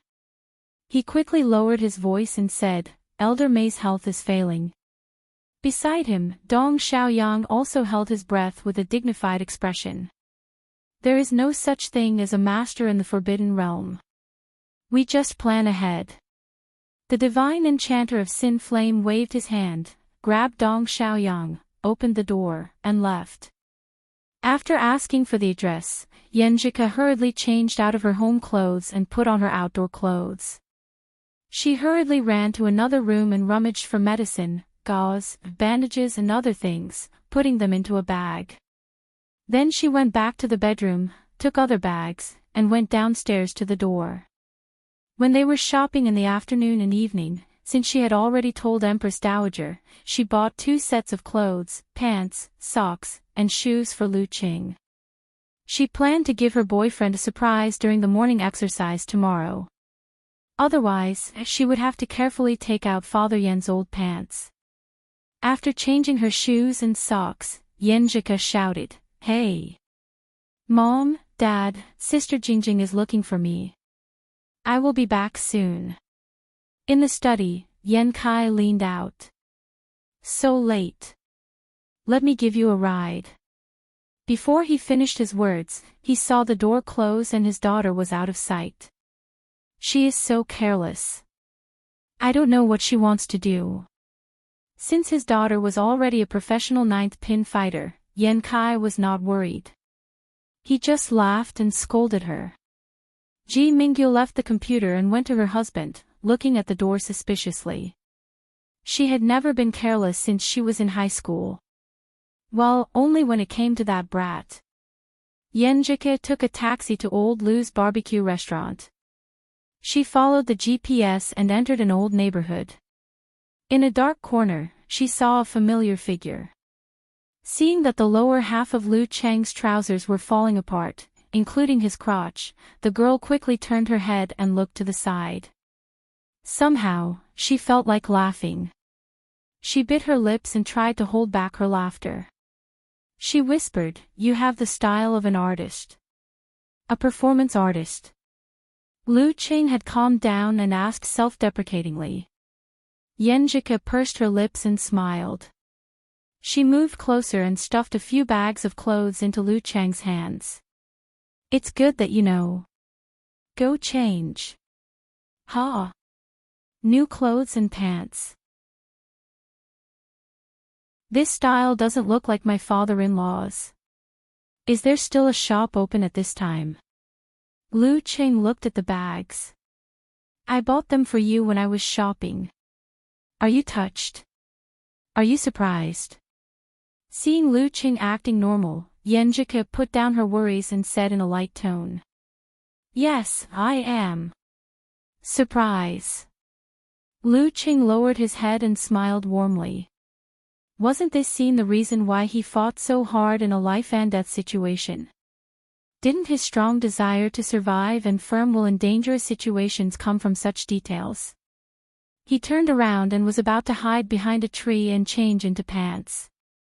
Yenjika's eyes widened and she exclaimed in a low voice, "You're back." She had thought that what Lu Qing said was just a superficial wound, so she didn't urge him to deal with it quickly. Who knew that when her boyfriend turned around, what she saw was a bloody mess of flesh and a few deep scratches. Lu Qing wriggled his muscles and stopped the bleeding, so the wound didn't look so bad. "It's nothing. It'll be fine after a few days of dressing." Lu Qing comforted her. "Liar. How can you call it a little bruise when it's so deep?" Yenjika was worried and angry. "Find a place to sit down. I'll help you." She wasn't angry at Lu Qing, but at those bad guys who attacked her boyfriend for no reason.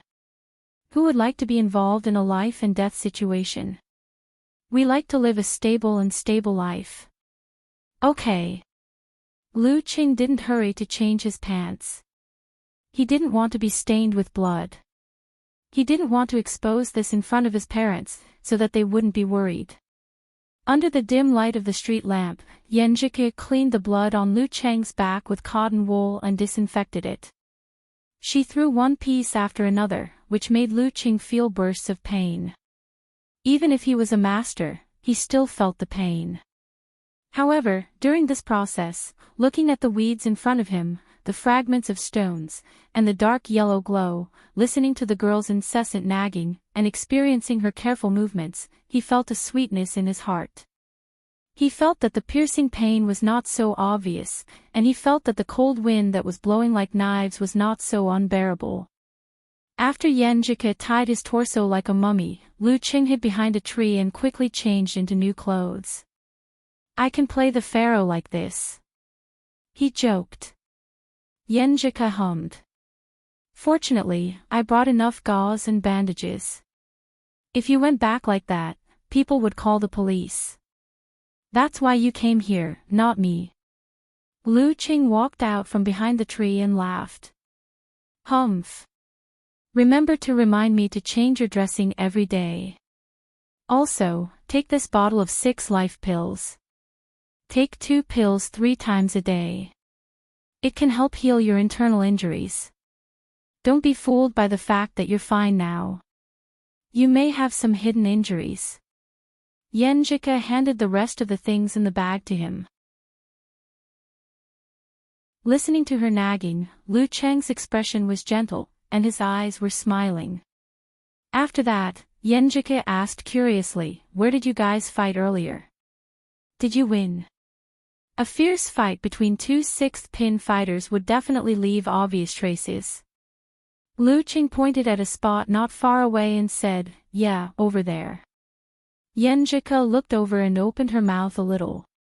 She said to herself blankly, "When I passed by during the day, there should be a building there." After 2 days of changing his dressing, with Lu Cheng's current physical condition, all the wounds had scabbed and faded away, revealing new skin. Yenjika was right. He did have some internal injuries, and needed to take medicine for another 3 or 4 days to recover. But this did not affect his usual training, and his face was a little pale because of it. At this time, it was time for the Lu family to go back to their hometown to worship their ancestors. After another discussion, they decided not to stay overnight in Qingfu, and to go back on the same day. It was only an hour-and-a-half trip. As for the old couple, if they wanted to stay in their hometown for a few more days, they would stay with their relatives, who would come to pick them up. At 9:00 in the morning, Lu Qing, who had washed off his tiredness from the morning exercise, boarded a van with his parents and sat in the back with his cousin Lu Yanwei and cousin Ma Shi. In front of them were his second aunt Wang Lily and his parents, while his second uncle Lu Jiqiang sat in the passenger seat. The other car was driven by Lu Cheng's uncle Ma Guiqin, carrying Lu Zhixian, Ma Jiala, and Lu Debang. It was cold outside the window. Lu Qing was playing with his mobile phone when he felt the car start, heading for Qingfu County in Lining City. That was his hometown, where he had no sense of belonging.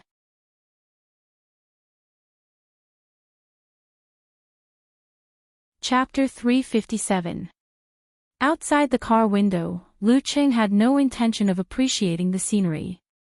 He chatted with Yenjika on QQ, browsed forums, Weibo and other places, and listened to his parents, second uncle and second aunt from time to time. Occasionally, he would add a few words. After that night's battle, he realized that his willpower had made another breakthrough. His ability to control his mind had become stronger, and he was more resistant to negative emotions such as fear, nervousness, and fear. Furthermore, he had also improved the application of his own moves and judgment in battle. He had also obtained excellent training. Even so, he still didn't like the surprise attack, but he was not as angry as before. As for the endorsement contract of the martial arts shoes, Wu Qinggue, who was on a business trip, approved the modification in principle. Once he came back, both parties could sign the contract officially and try to finish the process before the new year. In that case, Lu Qing could receive the endorsement fee of 700,000 yuan after the Spring Festival. While Lu Yanwei was playing games on his mobile phone and Ma Shi was listening to music with her eyes closed, time flew by. The car got off the highway and entered the county road. After several turns and stops, they entered the boundary of Liangtian village. "We're almost there." Lu Cheng's father, Lu Jisheng, reminded his drowsy wife and brother and sister-in-law. "We're almost there." Lu Qing looked out of the car window curiously, looking at the so-called hometown. Lu Yanwei put down his phone and leaned over to look at her. Ma Shi didn't notice him at all. She was still listening to the music with her eyes closed. No one knew if she had fallen asleep. Outside was a 2-lane rural road with many 2-story and 3-story houses built on the side. They all had courtyards in front of their houses, and some of them even had cars parked there. "They all have cars." Lu Yanwei murmured to himself with a complicated tone. Lu Qing wanted to laugh. He vaguely understood his cousin's mentality.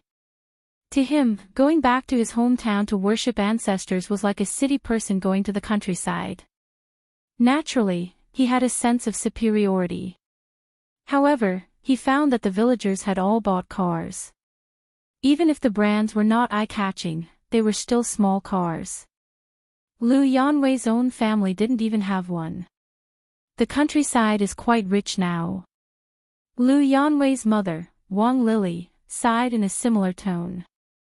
Lu Jisheng's father, Lu Jisheng, chuckled. Times are different now. There's a shortage of labor. As long as you're willing to work hard and have a skill, you can earn more than me every month. Plus, you don't have to pay taxes. Well, it's not very stable, so there's no guarantee. That's right. I heard that it costs a lot to hire a worker these days. Not to mention carpentry and masonry, the driver interrupted. But it can't be that every family is a carpenter and can earn so much, right? Lu Cheng's second uncle, Lu Jiqiang, didn't hide his doubts. That's for sure. But think about it, we're all from the same village. We can all see who has a house and a car. Who would be willing to lower themselves to others? Who would be willing to say that their partner was looked down upon by others? Then we have to follow. We have to grit our teeth and live frugally, unless we really have no other choice. The driver had traveled extensively and had seen many similar things. Lu Jiqiang smiled and said, "That's what I said.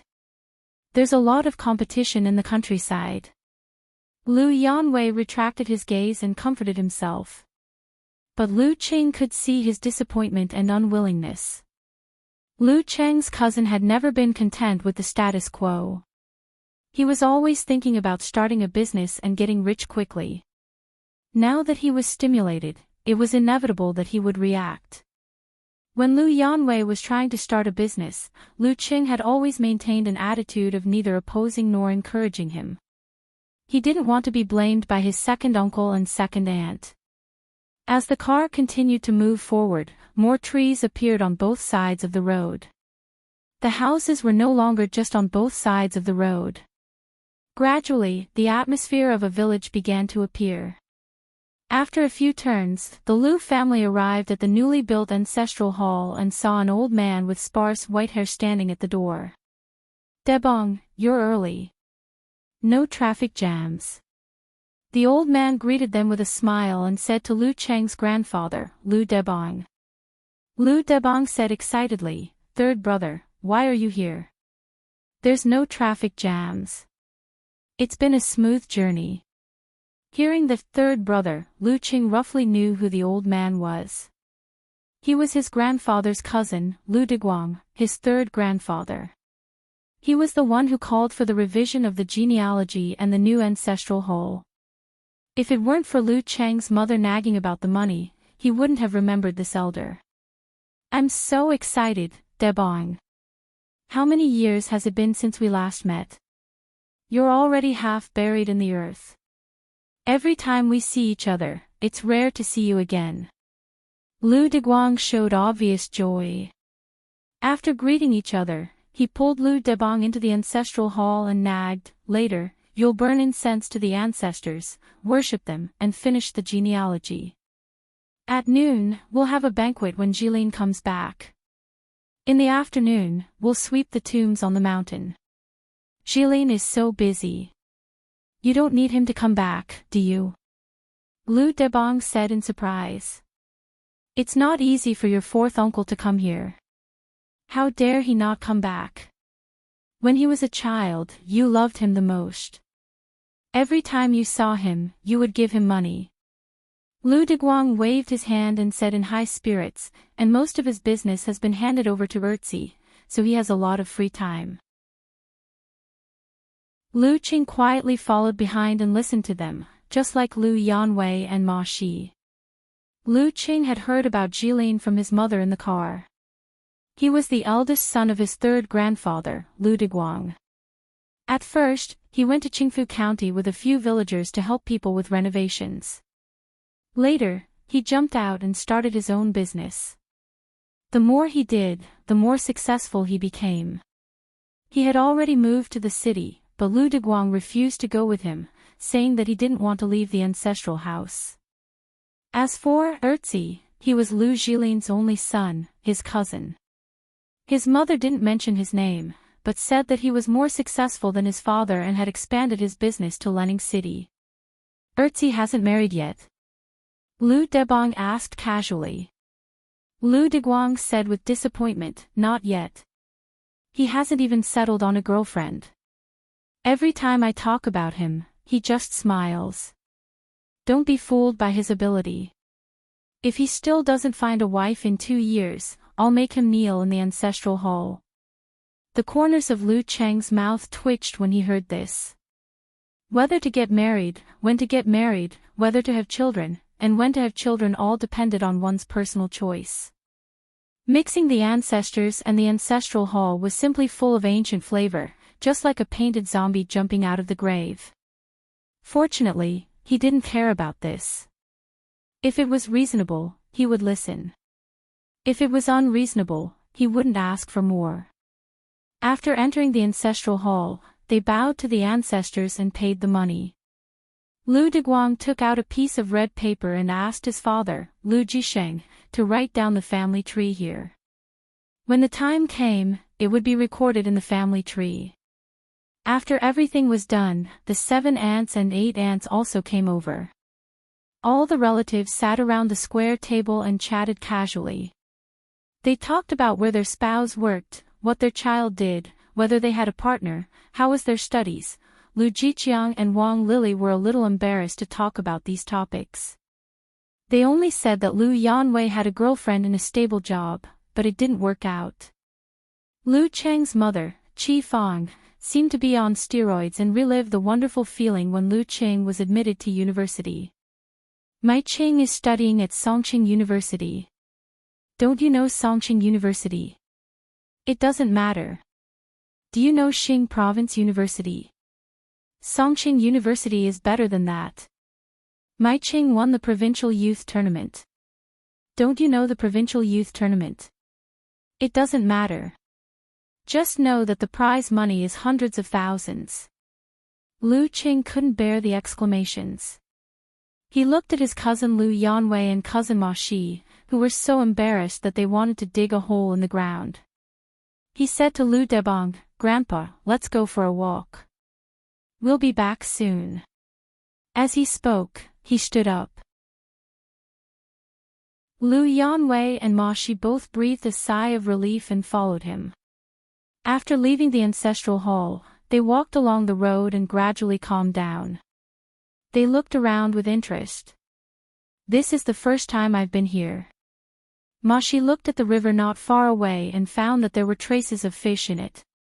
She grew up in the city and became very excited. Lu Yanwei was the same. He found everything new.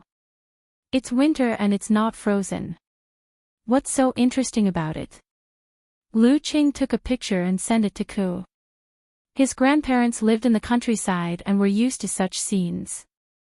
While they were talking, they passed by a house and saw a middle-aged man practicing martial arts in the courtyard. The crisp sounds were continuous, and it was extremely powerful. Don't look. Let's go. It's taboo. Lu Qing patted Lu Yanwei and Ma Shi on the shoulder and reminded them. After a few steps, Lu Yanwei lowered his voice and said, I think that man is very strong. Qing, who is stronger between you and him? How can I show off when you ask so directly? Lu Qing said with a smile. He has the strength of professional ninth pin and keeps his qi and blood strong. He didn't directly say that he was stronger, but it was obvious from his rank. Oh, you have defeated a professional 7th pin fighter. You must be much stronger than him. Lu Yanwei suddenly realized. Brother, isn't that nonsense? Ma Shi complained. At this time, they saw a group of children playing on the side of the road in front of them. They were playing with toy swords and inflatable sticks, making a big fuss. They were very excited. Witnessing this scene, Lu Qing couldn't help but reminisce. He smiled and said, "Back then, I had a sword that I made myself. I cut it out of bamboo and made a scabbard for it with a bamboo tube. Every time I pulled it out, I felt like a hero. Unfortunately, it was left at my grandfather's house. I don't know who lost it. I remember. You showed off to me and I asked you to make one for me. But you didn't remember." Lu Yanwei said with a smile, "Hey, that kid is playing methodically." He pointed at the child with the toy sword. "Not bad, right? My son." A man came up to him and said with a smile. It was the middle-aged man who had been practicing boxing in his yard. He had a square face and a lot of pockmarks on his skin. Lu Qing had already noticed him. He asked with a smile, "Is this a family heirloom?" "Yes. Our ancestors were hunters for generations. This is my youngest son. My eldest son got the certificate of professional 9th pin and is a substitute in the Bat Squad." "Have you heard of the Bat Squad?" the middle-aged man said casually. "No." Lu Yanwei and Ma Shi shook their heads. Lu Qing had heard of it but didn't want to ask. Are you the Lu family who came back to worship the ancestors today?" the middle-aged man asked. "Yes." Lu Qing nodded calmly. Just then, they heard the roar of a motor and saw a black car coming around the corner. Then, it lost control and crashed into the side of the road, crashing into the group of children. The children were scared out of their wits and no one moved. The middle-aged man's hair stood on end and he rushed to his youngest son without thinking. He wanted to hold him and get away from the danger. As for the others, he didn't have time to care about them. He exerted force on his feet and jumped. When he reached the child, he heard the sound of the engine running faster and found the black car was already in front of him. Seeing the driver with a red face and panicked eyes, the middle-aged man was angry and sullen. He felt that he couldn't escape. Damn it! This drunkard mistook the accelerator for the brake. Just as he was in despair, he suddenly saw a figure leap past and heard a muffled sound of collision. Bang! Lu Qing retracted and released his Dan force. Using both hands, he managed to lift the front of the car. The back wheels of the black car spun crazily and rubbed against the ground, making a sharp noise and sparks. But it couldn't move forward anymore. Crack! The cement under Lu Cheng's feet cracked and the black car's head caved in.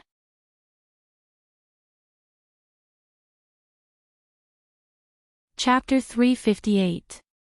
Bang! Amidst the eerie silence, Lu Qing saw that the tire had completely stopped spinning. He loosened his grip and let the miserable-looking front of the car fall to the ground. The man in his 30s who was sitting in the driver's seat with a blank look on his face jumped up in fear. Just as Lu Qing was about to step forward, open the door by force, drag this drunk driver out, and teach him a lesson, several families nearby heard the commotion, rushed out, and asked in confusion, "What's wrong? What's the matter? What happened? What's the situation?" Only then did the frightened children come to their senses. They cried and screamed, making the scene a mess. The middle-aged man surnamed Yu came to his senses and looked at Lu Cheng's back. He swallowed hard and turned his attention back to business. When he turned back, he was so angry that his chest was about to explode. He held the child, straightened up and shouted, "That bastard was drunk and driving and almost hit Jun Fei and the others. If it weren't for that young man, they would have been dead." With a buzz in his head, the men and women who came over became anxious and rushed to the black car in the midst of the children's cries. F***CK. F***CKU. I'm going to kill you. In the midst of the cursing, they walked past Lu Qing, opened the car door, and dragged the driver out. They dragged him to the nearby river, beating and kicking him as they dragged. "Aw, aw, aw." The driver screamed again and again, calling for help. Lu Cheng's mouth twitched. He silently stepped back and pretended that he didn't hear anything. This drunk driver deserved to be beaten to death. The scene when everyone rushed over was so shocking that even he was shocked and didn't take the initiative to punch the driver. Is this the consequence of provoking public anger? Help! The driver was pressed into the cold water, choked a few times, and was lifted up again. He finally sobered up completely and understood his situation. He cried and shouted, "Call the police! Call the police! Call the police!" After being pressed into the river and beaten, they finally calmed down. Among them, the middle-aged man surnamed Yu was the first to come to his senses and stop the villagers from hitting the vital parts of the body. Under such circumstances, there was a reason why the perpetrator was beaten up so severely. The law did not punish the majority, and the police would not pursue the matter. However, if someone really died, there would be a lot of trouble. Seeing the driver curled up in pain, he called the police and then walked over to Lu Qing. He looked at the black car with a dented head and the tire marks on the ground as if he were looking at a monster. He said with fear and horror, "Thank you, thank you. If it weren't for you, we and the other children would have died here today." "It's nothing," Lu Qing replied politely. The middle-aged man surnamed Yu was rendered speechless as he recalled the sight of Lu Xian lifting the carriage with both hands. "It was really a piece of cake. Your kung fu is amazing." The middle-aged man with the surname Yu sighed in amazement. In the end, he asked carefully, "Do you want to follow him to the police station?" "Can I not go?" Lu Qing retorted. It was troublesome to go through the procedures in the past. It delayed his lunch and tomb sweeping. "Yes, we have so many witnesses and people involved. It's enough." The middle-aged man with the surname Yu imitated the tone of a TV series. Besides, the police won't say much about a martial artist who can directly block a car with his foot on the gas pedal. We can be witnesses. You acted bravely for a just cause. Damn it, that bastard must go to jail. Okay, if you really need me to testify, call me. Lu Qing gave him his phone number and name. The middle-aged man surnamed Yu finished recording and called back. "I'm Yu Zhong. When I'm done with the police station, I'll come to the ancestral hall of the Lu family to formally thank you." No need, no need. That's enough. Lu Qing hurriedly waved his hand. Yu Zhong thought for a moment and said, "Then, if you want to eat game, call me. As long as it's not a protected animal, I'll definitely get it for you. It's definitely authentic." Okay. Lu Qing did not refuse his gratitude again. Watching the three of them go back the way they came, Yu Zhong touched his son's head. He still felt fear in his heart. The image of Lu Qing stomping on the cement ground and blocking the black car flashed in front of him. Damn it, what was the first thing I wanted to say to him? It seemed like I wanted to say, "Young man, you don't look very healthy. You need to exercise more, cough, cough." On the way back to the ancestral hall, Lu Qing coughed twice, took out the 6 life pills, and hurriedly took 2. Ma Shi, who had been silent since the beginning of the incident, was awakened by the cough. She took a deep look at her cousin and said with a sigh, "Second brother, you're really a human Gundam, yeah." Lu Yanwei beside her also broke the silence. The battle in the ring often did not let most people directly see the horror of a martial artist, but the previous incident was not the case. Back in the ancestral hall, the conversation was still going on, but the focus had shifted to the younger generation of Lu Cheng's grandfather. Lu Cheng, Lu Yanwei, and Ma Shi found a corner and sat down, listening with great interest. After a while, the news of the car accident outside was passed from person to person, which made everyone curse the drunk driver. Since Yu Zhong went to the police station, people only knew that a young man helped to save people, but did not know who he was or how he saved people, which saved Lu Qing a lot of trouble. At lunchtime, Lu Jilin, who had been called by many people, drove back to the ancestral hall with his wife. He looked a bit like Lu Cheng's father and second uncle, but even if he wore glasses, he couldn't hide his fierce-looking face and a bit of a gangster's temperament. If he didn't look like this, he wouldn't be able to control others. "Oh, fourth uncle, I've been waiting for you to come back. I've been telling my wife and children that among the elders, you love me the most, even more than my father." Lu Jilin was very enthusiastic, but it was hard to tell whether he was sincere or good at social interaction. Lu Debong was very surprised and touched his old eyes. "You're the first son in our family. Who else would I love if not you?" After Lu Jilin met Lu Jisheng and Lu Qing, Lu Deguang asked, "Where's Erzi? Didn't he come back?" "Oh, fourth uncle, I'm sorry. Erzi cooperated with others to form the Bat team, which is valued by the city leaders. He has a competition today and can't come back. He asked me to say hello to you." Lu Jilin held Lu Debang's hand and said, "It's okay. Business is more important." Lu Debang did not mind. The Bat team. Lu Qing smiled and did not say anything. During the banquet, Lu Jilin took care of everything.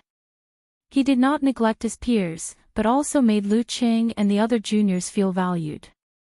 When they asked about their studies several times, they showed great admiration for the scholar.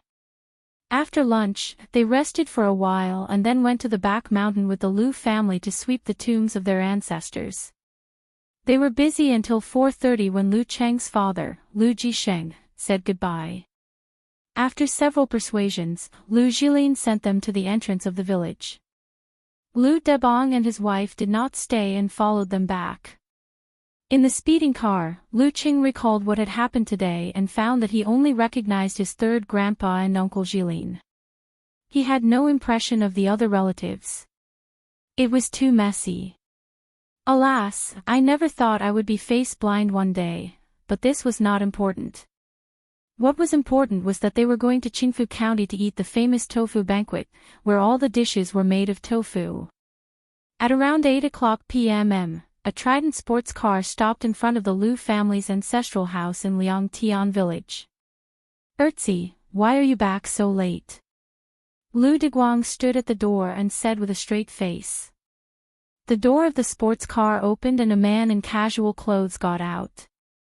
He was less than 30 years old, with thick hair and a round face with ordinary features. "I just finished my work." He shook the key. "Your fourth grandpa and the others left long ago," Lu Deguang said with hatred. Erzi laughed and said, "Well, I'm back to ask Uncle you for some game. My friends want to eat." "You?" Lu Deguang turned around and went into the house. Lu Jilin laughed and said, "Erzi, you have to take care of your grandpa's feelings. Your fourth grandpa doesn't need to talk to him. What's wrong with your words?" "Yes, yes, yes." Erzi smiled carelessly. He entered the house and saw the red paper on the table. He asked casually, "Fourth grandpa and the others paid the money. Is this the family tree in their area?" "Of course. Your fourth grandpa takes it very seriously." Lu Deguang smoked and answered in a bad mood. Erzi did not say anything.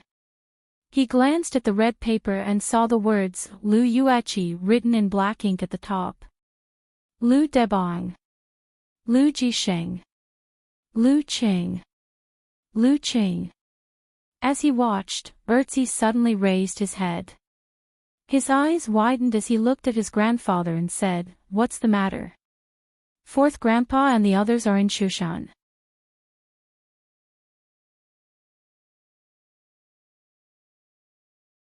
Chapter 359. Yeah. Didn't I tell you before?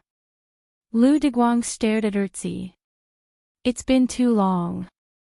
Erzi slapped his forehead in regret. Back then, when his grandfather had mentioned the relatives over there, he hadn't been paying attention at all and had forgotten about it. After a few seconds, he asked, "When did fourth grandpa leave?" "Didn't I tell you? They left long ago."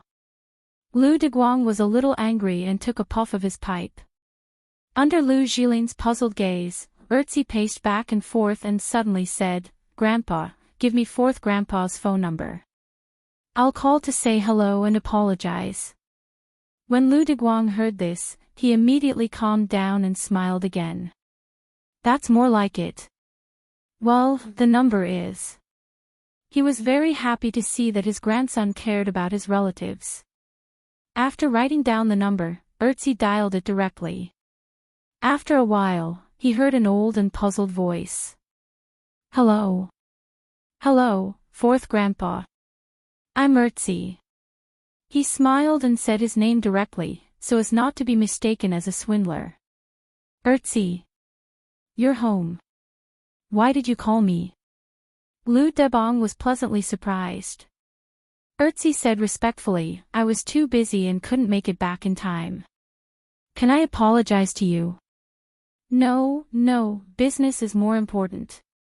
Lu Debong was a little flattered. "I remember the last time I saw you was when I was in my teens. It's a pity that I missed you. How about this, fourth grandpa? I'll come to visit you during the spring festival. Please leave the door open for me," Erzi said warmly. Okay. Anytime." Lu Debong replied happily. After chatting for a while and asking about fourth grandpa's health, Erzi hung up the phone and looked at his grandfather, who looked satisfied. Then he turned to his father, Lu Jilin, and said, "Dad, let's visit fourth grandpa's family more during the spring festival." He couldn't show too much enthusiasm. The best way was to visit relatives and warm up to them gradually. Not to mention the Wue Club of the Ice God sect, a 19-year-old professional sixth pin of the dance stage was already a big shot. "Aw." Lu Jilin looked at his son in surprise, his face full of confusion. He couldn't understand why his son's attitude would change so quickly. It was as if he was possessed. In the living room of Lu Jiqiang's house, Lu Debong put down his cell phone. Satisfied with being valued by his relatives, he smiled happily. Erzi's not bad. You respect your elders very much." He nagged and started to discuss Erzi enthusiastically with father and mother Lu. Even now, Lu Qing, who was sitting on a chair in the living room, still didn't know Erzi's name. He smiled thoughtfully and continued to chat with his little fairy girl on his phone. "I'm done.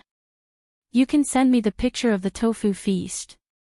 Yenjika replied. Today, her family's dinner was late because there were relatives coming over. "Sure." Lu Qing sent the photos of the hydrangea tofu, steamed tofu, crab roe tofu, and braised pork tofu. They are all tofu. There are so many varieties and they look delicious. Yenjika said with a salivating expression. Lu Qing replied with an evil smile, "But they are missing my favorite tofu." "Rogue." Yenjika replied with an angry expression. "What are you thinking of?" "I'm talking about that kind of crispy tofu, the kind that can absorb the juices. You put shredded radish in it, soak it in vinegar soy sauce, and take a bite. TSK. Am I such a hooligan? What are you thinking about?" Lu Qing replied with an expression of pushing up his sunglasses. I won't talk to you anymore." Yenjika replied with an emoji. Lu Qing almost laughed in front of the elders. In order to hide his abnormality, he got up and walked to the balcony. He saw his young cousin Mashi looking at the night scenery. Shoshan is developing fast. Lu Qing glanced out of the window. There were many residential areas nearby, tall buildings, and bright lights. "I'm so envious of you now." Mashi sighed without answering his question. Her tone was full of sadness. Why are you so sad at such a young age? Lu Qing scolded with a smile. Ma, she was amused by him. She laughed and said, "Brother, did you not go through puberty? Don't you know that kids at this age are very rebellious and sentimental?" "I wasn't rebellious or sentimental when I was in puberty." Lu Qing was speechless. He had studied hard in junior high and high school, and his grades had paid off his hard work. Usually, he would read novels and play games. He didn't have many friends, but they were all nice people. He had never been rebellious or sentimental. As for his crush on Yenjika, he didn't think he had a chance at all. He just saw it as a pure and beautiful experience. Humanoid Gundam. Ma, she couldn't help but complain. She paused and said, "Brother, I'm living on campus now." "Living on campus?" Lu Qing asked in surprise. "Well, I always stay at home and feel unhappy when I see my parents spoiling Majala. It's better to live on campus. Occasionally, my parents call me, and I'm quite happy." Ma, she looked out of the window and said in a mature tone that was beyond her age. "That's good. What's close to you?" Lu Qing wanted to drop a book bag, but he couldn't remember that sentence. "It's not right to use this sentence to describe it." Ma, she retorted with a smile. "Brother, your level of knowledge has dropped a lot." "Well, let's not talk about professional knowledge. The third year of high school is the peak of my comprehensive knowledge." Lu Qing blushed. Seeing that his cousin had thought things through by herself, he was relieved. A few days later, Lu Qing was alone again. Yenjika's father, his future father-in-law, had started to rest. The Empress Dowager's company also entered a long holiday. The family of 3 went back to Yenjika's grandfather's house in Jinkei County. They would spend the new year there until the 3rd day of the new year. Lu Qing was a little depressed. He thought that the Yen family would bring the elders and relatives to Shushan for the new year, but he and Ku would be separated for a few days. The first day of the new year, the 2nd day of the 2nd month of the Gregorian calendar, was his 20th birthday. The depression didn't last long. When Lu Qing received a call from his master, he was completely relieved. He was told to go to Wuyue on the 1st day of the new year to burn incense for the ancestors. The first time for a new direct disciple was relatively formal, so it didn't have to be on the 1st day of the new year. Well, since both sides were busy, this was the only way. Lu Qing stayed with his grandparents for 2 days. When he came back, it was already the eve of the new year.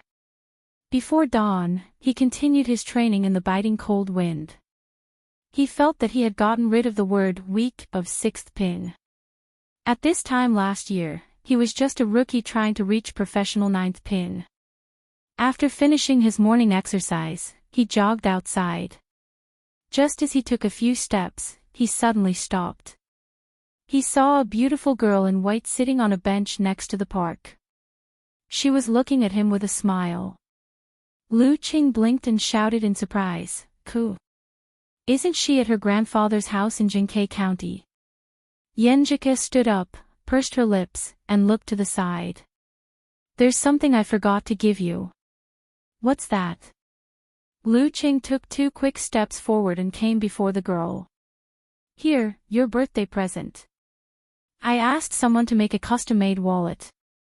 Yenjika pretended to be careless and handed a dark blue wallet to her boyfriend. Lu Qing couldn't hide his smile. While holding the wallet, he also held the girl's hand, which was cold in the wind. "You coming here is the best present.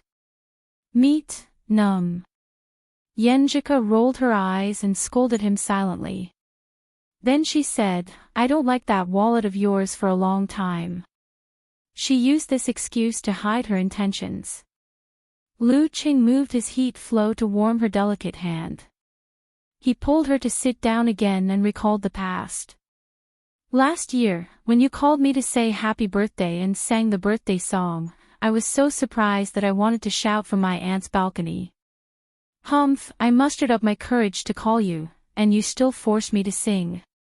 Yenjika's eyes were full of sweet annoyance. Hee, give me an inch and I want a yard. Lu Qing held the girl's waist and kissed her when no one was around. He expressed his meaning with his actions. After a few minutes of whispering sweet nothings, Yenjika suddenly woke up and said, I have to go back. I told them I was going to buy something, but I ended up in Shushan. She had come by the earliest train and had to get back before lunchtime. Ah. Lu Cheng's heart skipped a beat. Then, I'll send you back to Jinkei. Okay. Yenjika didn't refuse and nodded in surprise. On New Year's Eve, Lu Qing, who had just returned from Jinkei County, happily spent the new year at his grandfather's house. From time to time, he put his hand into his pocket and touched the new wallet. Since he was successful, Lu Yanwei didn't make a fuss last year. The family was very comfortable, without any hidden worries, and happily welcomed the new year. When it was almost 12 o'clock, Lu Qing was about to sneak to the balcony to call Ku when he suddenly felt his phone vibrate. He looked at the screen and saw the name, Little Fairy. What a coincidence. I was just about to call you. On the balcony, Lu Qing leaned against the corner and said happily. Isn't it because it's almost your birthday? Yenjika replied proudly. I was just waiting to say happy birthday to you and then go to bed. Anyway, I'm very flattered. Lu Qing smiled to express his feelings. Hee. Yenjika laughed. After a few words, the firecrackers outside started to sound fiercely, covering all the sounds. Lu Qing and Yenjika didn't talk, just like last year. Relying on their keen senses, they quietly listened to each other's breathing, which went deep into their hearts. When the crackling sounds died down, Lu Qing said in a warm and peaceful mood, Happy New Year. Happy New Year and happy birthday to you too. Pfft. How can I say happy birthday to you? Of course you should celebrate my birthday with me. Okay. Can you sing another song today? What do you want to hear? Birthday song. Sing, I'm going to marry you tomorrow. No. Sing it. Just one sentence. Outside the window, fireworks were everywhere. The beginning of a new year was bright and glorious.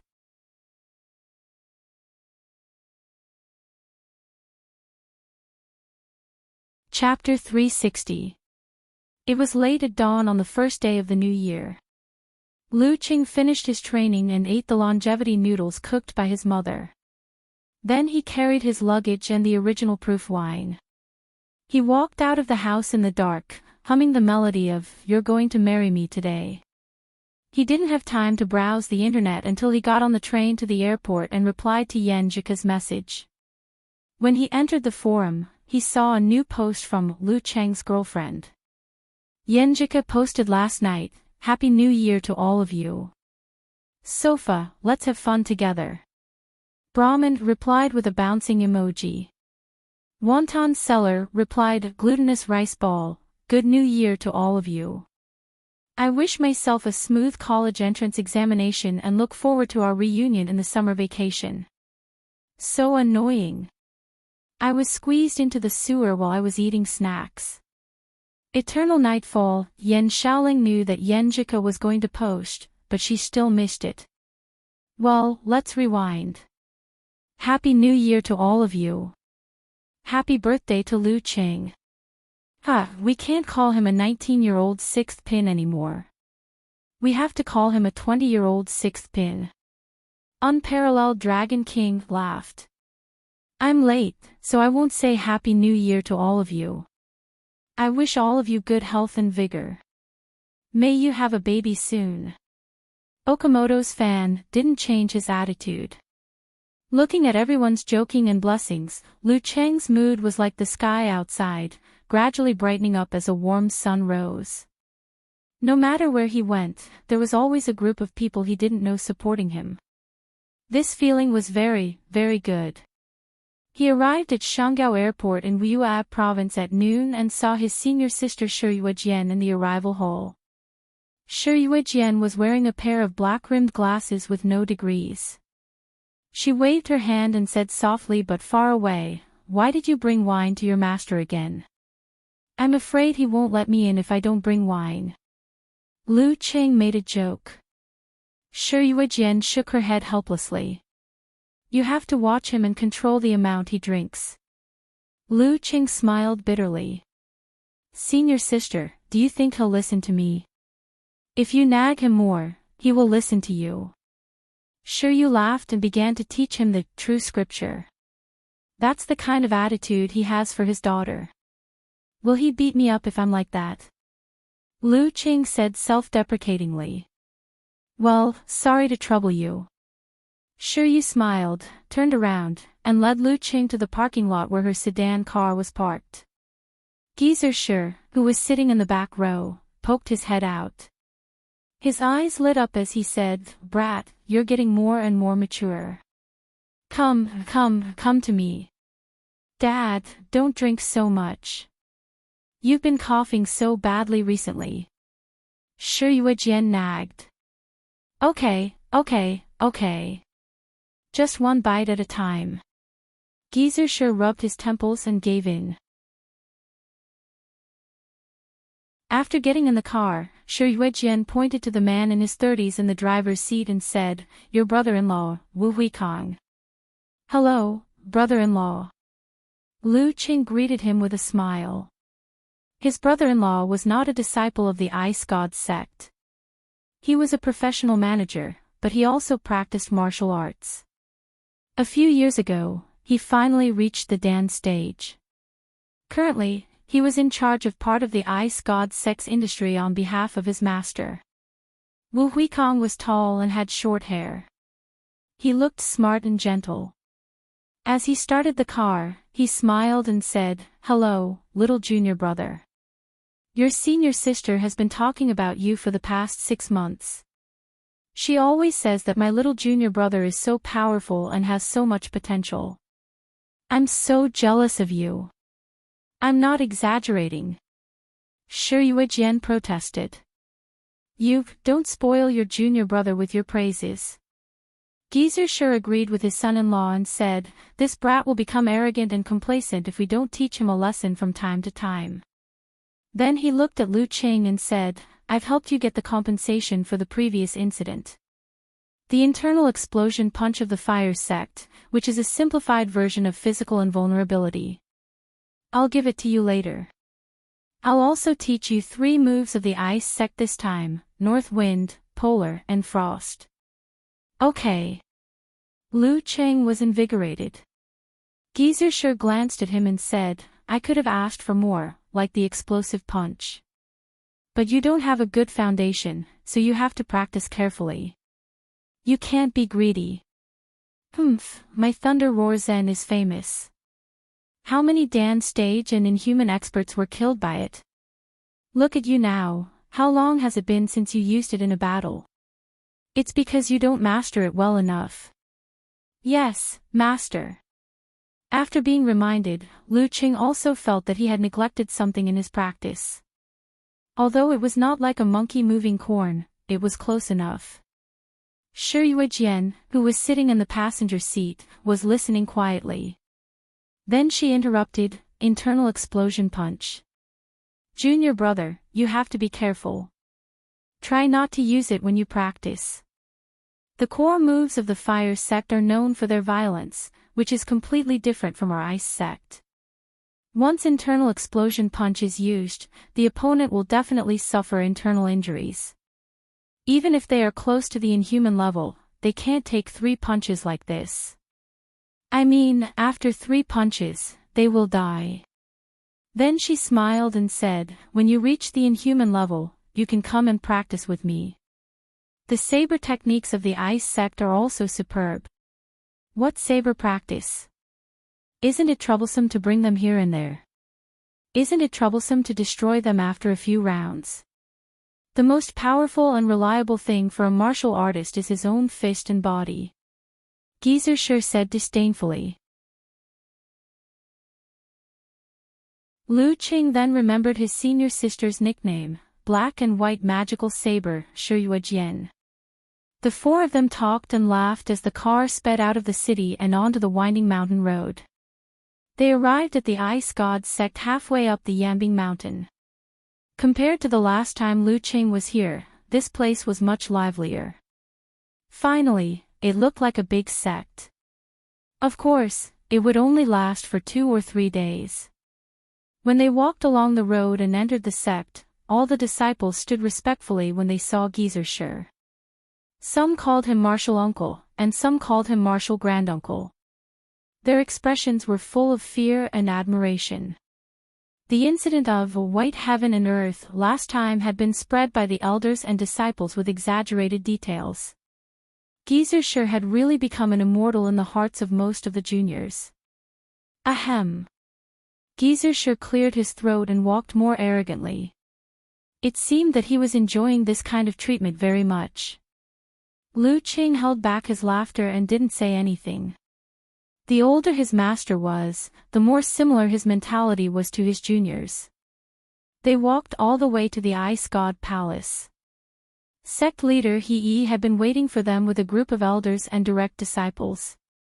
Hello, Martial Granduncle. Hello, 7th Martial Uncle. Hello, young Martial Uncle. In the greetings, Zhu Tai, Lei Fang, and the others no longer called Lu Qing reluctantly. After Lu Qing followed his master to worship the ancestral master, burned incense, and went to the Xifeng Palace with everyone to take a seat, Mo Jingting, who was dressed very plainly, came to him and whispered, after watching the fight between you and Peng Liyun, senior brother Zhu and junior brother Lei are convinced by you. When they met recently, the focus of their discussion was the National University Martial Arts Competition in April. They were talking about Peng Liyun from Shangqing, Ren Li from Kongtong, and Chao Yang and Zhen Huanqing from Xinghai, and you, young Martial Uncle from Wuyue Club and Ice God Sect. Who will take the lead? I'm looking forward to it. 5 geniuses of 6th pin under the age of 22, and maybe even inhuman. This is probably the most anticipated competition besides the top professional competitions and the 5 major title competitions. After hearing Mo Jingting's words, Lu Qing was also looking forward to it. He even felt his blood boiling. In April, he would fight with Peng Liyun, Ren Li, and Chao Yang, Zhen Huanqing, and Li Xiaoyuan, who represented different big forces, to fight for the only championship. They even bet a lot of money on it, Mo Jingting added. It sounds like you're in it too. Lu Qing didn't ask who they favored. If it were him, he would also bet on Peng Liyun or Ren Li, how dare I? Young Martial Uncle, you, Peng Liyun, and Ren Li are all monsters. How can a normal person like me tell the difference between monsters? Mo Jingting chuckled. But I still bet 100,000 yuan on you, young Martial Uncle. After all, we're on the side of reason. It's not right to help people. It's not right to say that I can't win. Lu Qing laughed. Mo Jingting was speechless for a moment. After a while, she smiled sweetly. Young Martial Uncle, you're so humorous. Why didn't you talk to me like this before? Well, you sincerely treat me as your young Martial Uncle. Of course I'm humorous. Lu Qing put his hands in his pockets and smiled leisurely. Mo Jingting was silent for a while. Then she sighed. Young Martial Uncle, are you really only 19 years old? I'm 20. Thank you.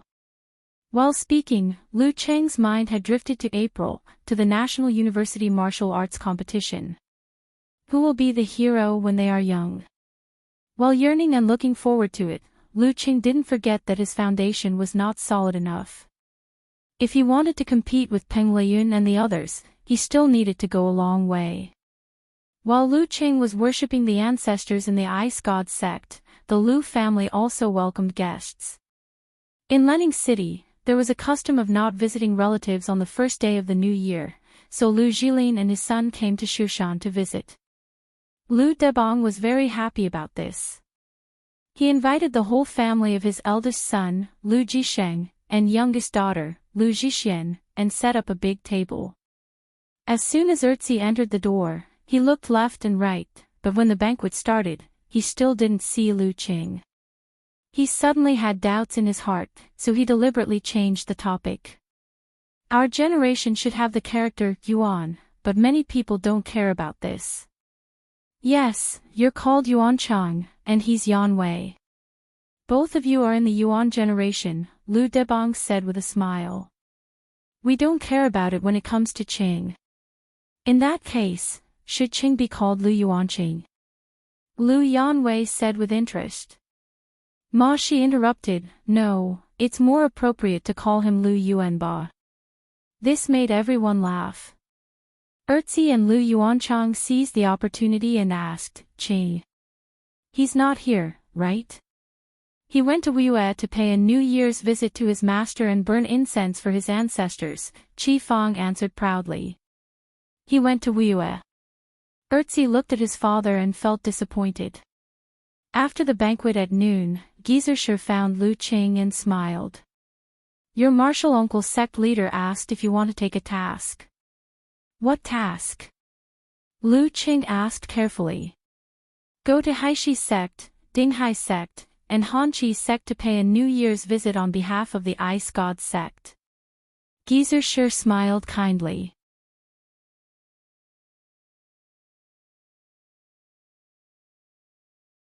Chapter 361. Lu Qing was taken aback by his master's unusual smile. You don't want me to challenge them, do you? What are you thinking about? Gizershur scolded him with a smile. Haishi, Dinghai, and Hani don't have any physical invulnerability experts. You're just a sixth pin fighter. No, you haven't even gotten a sixth pin certificate. How can you challenge them? Are you tired of living? Lu Qing didn't let down his guard. He said carefully, I'm talking about the competition between the younger generation. Gizershur gave him a you're thinking too much look. You've been compared to Ping Liyun and Ren Li. Who do you think is at the same level as you in the Wuyue Club?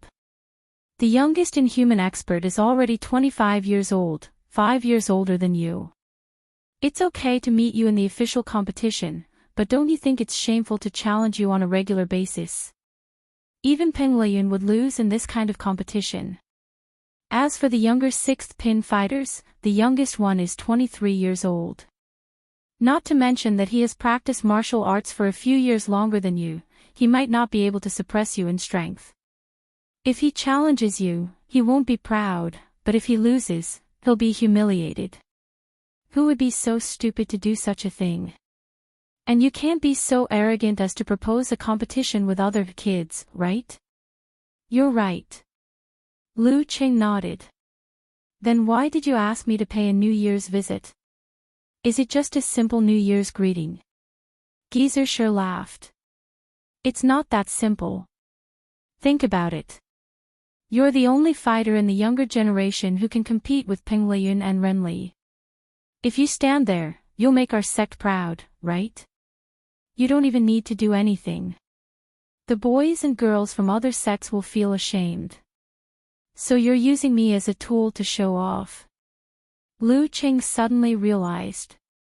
What if the young disciples from other sects are impulsive and challenge me? Are you afraid? Gizershur stared at him. No. A smile appeared on Lu Chang's face.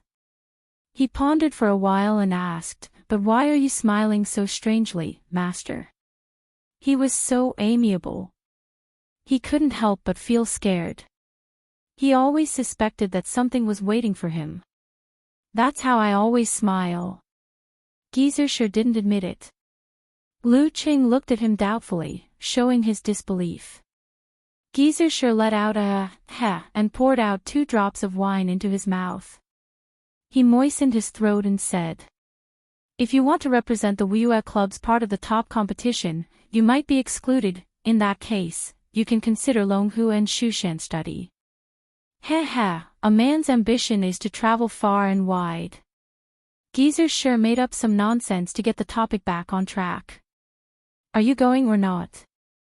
Go ahead. I want to meet Gun King and the clown face to face, Lu Qing answered expectantly. Gu Jianxi doesn't usually appear in such crowded places. As for Huang Ku, he can't do anything. What's the point of meeting him? Geezer sure refuted his disciple's words out of habit. Okay, I'll go back to your master. You take the invitation and go by yourself tomorrow. Okay. After agreeing, Lu Qing walked out of the Xifeng Palace and saw Mo Jingting waiting for him at the side. Junior Martial Aunt, let's go karaoke together tonight. Senior Martial Brother Zhu and Junior Martial Brother Lei will all be there. We'll celebrate your birthday and let you experience my iron lung singing voice without any voice modification. Another day. I have something important to do tonight. Lu Qing thought for a while. Something important. Mo Jingting rolled her eyes. Okay, I'll ask you out later. The important thing was that he had to spend his birthday with someone important. Lu Qing ate the birthday cake prepared by his senior sister and practiced the ice sex 12th move, North Wind, 17th move, Polar Ground, and 28th move, Frost. As for the fire sex simplified implosion of physical invulnerability, Geezer sure didn't bring it because it wasn't appropriate to practice it in the ice god sect. He planned to practice it after they went down the mountain. After finishing these, Lu Qing called his mother, Qi Fang. After chatting for a while, he turned on his computer and video called Yan Zhike to spend his birthday together. The girl was wearing a white bear-style pajamas. Her hair was just washed and dried, dark and glossy. Her face was rosy and tender. In front of her was a small cake with 2 candles on it. The dim flames were swaying gently. After Ku hummed the birthday song, Lu Qing chuckled. I think the 20th birthday is a good sign. Look, there are 2 candles in pairs. It was a custom in Shushan to use a thick candle to represent the whole 10th birthday. Yanjika pursed her lips into a smile and complained as if she had been led astray by her boyfriend. Then wouldn't your 30th birthday be terrible? The 3 candles were like 3 sticks of incense. As soon as she finished speaking, she spat twice. Children's words carry no harm. Just use a candle with a 3 and a 0 on it. When you said that, I didn't realize it. I thought 3 candles on my 30th birthday would be terrible.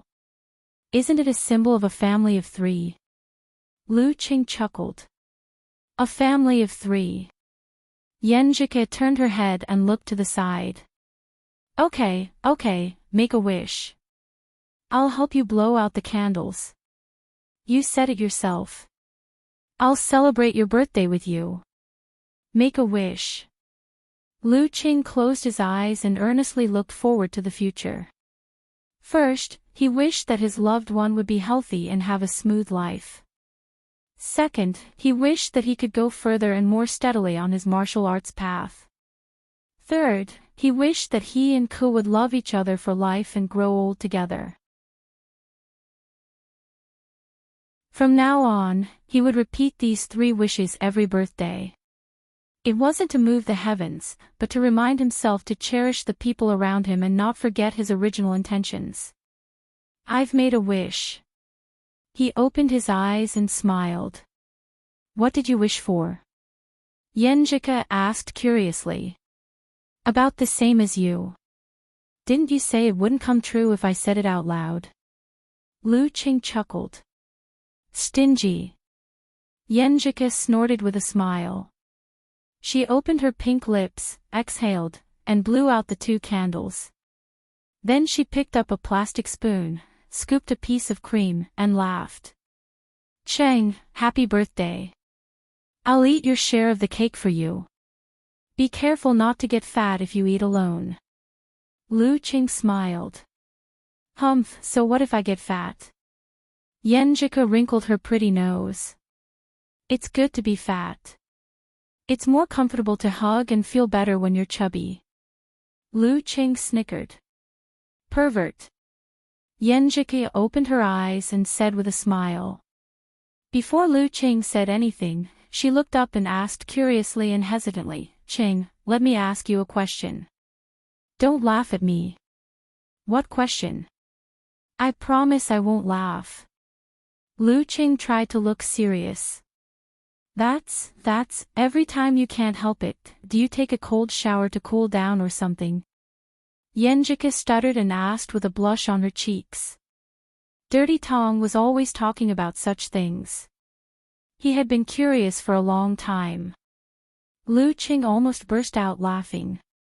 He quickly maintained his expression and pretended not to understand. What do you mean? That's. Yenjike suddenly gritted her teeth and blurted out, that's what you guys call masturbation. After that, she saw Lu Cheng's half-smile. She was so embarrassed that her face turned red. She turned her head and looked away. I'm going to ignore you. Well, both. Sometimes it's a cold shower. Sometimes it's something else. Lu Qing answered with a smile. Yenjike was silent for a few seconds. She pursed her lips and stole a glance at Lu Qing. What are you laughing at? She said bitterly. I'm not laughing. I just think that the communication between boyfriends and girlfriends will gradually involve such things. It's pretty good. Lu Qing was still smiling. Since his little fairy took the initiative to ask, he could guide them step by step in the future. Humph. Yenjike looked to the side again. Her face was still red. The next morning, Lu Qing, who had finished his training, took the visiting card and got into the car of the Ice God sect. He was the first to arrive at the Haishi Gate. Haishi Gate was located on the shore of the famous lake in Moshang. It was surrounded by beautiful scenery, and the house prices were very high. As Lu Qing stepped through the gate, he saw many young disciples secretly sizing him up from the corner of his eye. Some were feeling inferior, some were depressed, some were sighing, some were admiring, some were indignant, and some looked sullen. 1 step, 2 steps, 3 steps. He came to the Ocean Tide Hall and was let in by a disciple at the door. Junior Lu Qing of the Ice God sect greets sect leader Chen and senior Huang. Lu Qing didn't look at them carefully. He bowed first and said a few auspicious words. Chen Beiling, the sect leader of the Haishi Gate, smiled and said, Martial nephew Lu, I've heard about your reputation for a long time. Lu Qing raised his head and saw that Chen Beiling's hair and beard were sparse, with a tinge of yellow in his white hair. He was wearing an ancient costume and was about the same age as Lu Cheng's martial uncle sect leader. Beside him was the Spear King, Huang Ku, who looked like a dull man in his 30s. He had a broad forehead and deep eyes. Lu Qing felt a chill in his bones just by looking at him. Senior, you flatter me. Lu Qing handed over the visiting card. Chen Beiling held the visiting card and stroked its surface. He smiled and said, I was thinking that he would most likely send you to pay a New Year's visit this year. Sure enough, I guessed right. This is a good thing. As a martial artist, other than your own internal cultivation, you do need some external stimulation. As he spoke, he looked at Qingyu, Qian Chiyue and other young disciples as if to say, look, the stimulation is coming. Why don't you practice martial arts and try to catch up with him? Jingyu and Qian Chiyue nodded and clenched their fists. They seemed to be more motivated. Damn, this senior is so direct and calm. How can I answer? Lu Qing pretended to be stupid and smiled. Senior, you're right. Will the young disciples of the Haishi Gate be stimulated by Senior Chen's words and jump out to challenge me? He was a little worried. After a few more words of greeting, Chen Beiling told Jingyu to go to the Ice God sect in the afternoon. Then he waved his sleeves and sent the guests away with tea, indicating that Lu Qing could leave. When he turned around and walked out, Lu Qing felt that Qian Chiyue and others seemed to be eager to have a try. But in the end, they restrained themselves and didn't come out. When he was outside and felt the warm winter sun, he suddenly sighed and felt a little disappointed. The young generation of the Haishi Gate didn't even have the courage to stand out and challenge me.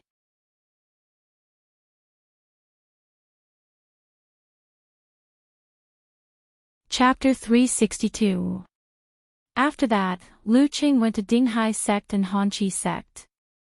Unsurprisingly, he didn't see Clown Gu Jinshi.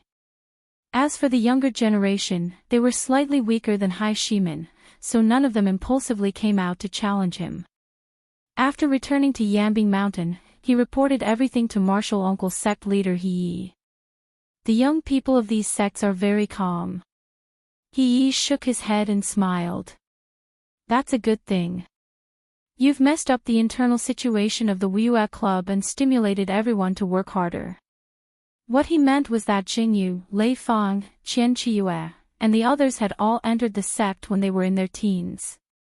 Their peers had watched them grow day by day and had long been used to falling behind. They had also slowly become arrogant. It was only when Lu Qing descended from the heavens and entered the situation that they broke the inherent understanding and stirred up various emotions among the disciples. Well, Uncle Master knows about the catfish effect. Lu Qing didn't continue the conversation. He left and went down the mountain with his master and returned to Shi Yuejian's villa. At this point, Geezer Shi took out a visualization diagram. There was a fiery red and unusually heavy sun on it. With just a glance, Lu Qing felt the heat flow that symbolized the power of blaze in his body surging, being absorbed, and being compressed. Internal explosion is harder to master than severe warning. First, you have to visualize this red sun, and then control it with the Zhurong diagram. Then, you have to coordinate the strength of your attacks. You have to be very careful when you practice. It's not a fun thing to have an explosion in your body. Geezer Shi rarely explained in such detail. When you've fully mastered it, I'll teach you the 10th and 11th moves of the Ice Sect, which are simplified physical invulnerability moves. Of course, it'll take half a year. Okay. Lu Qing took the red sun diagram happily. Seeing this, Geezer Shi said, "Don't be so careful. Just do it casually. If it's lost or broken, it's their fault. I'm not such a stingy person." Lu Cheng's mouth twitched a little. It's no fun to vent your anger on an object. Mo Jingting, Zhu Tai, and Lei Fang didn't invite him because they had to go back home for the new year. On the third day, Lu Qing said goodbye to his master and family and started his journey back to Shushan. The next day, Yan Zhike and his parents flew to Jiangnan Province to celebrate the new year with the Ji family. Jiangnan Province, the Ji family's ancestral home, at a family banquet. Yan Zhike, who was well liked by the elders and was constantly asked about her well-being, glanced at her grandfather Ji Jianzhang and her grandmother Dou Ning. She plucked up her courage and pretended that nothing had happened. "Grandpa, someone from our martial arts club has mastered the swordsman formula, army formula, and forwarding formula of the 9 words formula. She wanted to use this to open up the topic and gradually lead to the related content of Shushan Studies' 9 words formula. The reason why she said it in front of everyone was to appear calm and to appear as if it was just a casual mention, so as not to arouse the suspicion of the old man. As soon as her voice fell, she felt the Empress Dowager put down her chopsticks and looked up, sizing her up with a smile that was not a smile. It made me feel a little guilty. Ji Jinzhang's hair was thick and black, except for some gray hair on his temples. His face was lean, and he had an otherworldly aura. Hearing this, he tapped his chopsticks and said with a smile, "I know, Lu Qing." Puff! Yan Zhike almost choked on her own saliva. Grandpa actually knew Qing. Did I overreach myself? Realizing that she had lost her composure, she took the opportunity to pretend to be surprised. "Grandpa, you've been following our competition." As she spoke, she found the Empress Dowager's smile turned wider, full of gloating. Beside her, her cousin Lin Kei also had a slight smile on his face. "Humph, brother, what happened to being cold and reticent and silent? How dare you laugh at me?" Under the confused gazes of Yan Kai, Ji Lingxi, and the others, Ji Jianzhang shook his head with a smile and said, "This young man has become very famous recently. When I go back to the sect, there are always people talking about him in my ear, saying that he is a genius who can stand shoulder to shoulder with Peng Liyun. As for your competition, with you and your brother there, I will occasionally watch." The headquarters of Shushan study was in Zhezhou. As a native of Jiangnan province, Ji Jianzhang had been sent here to guard the eastern base for decades.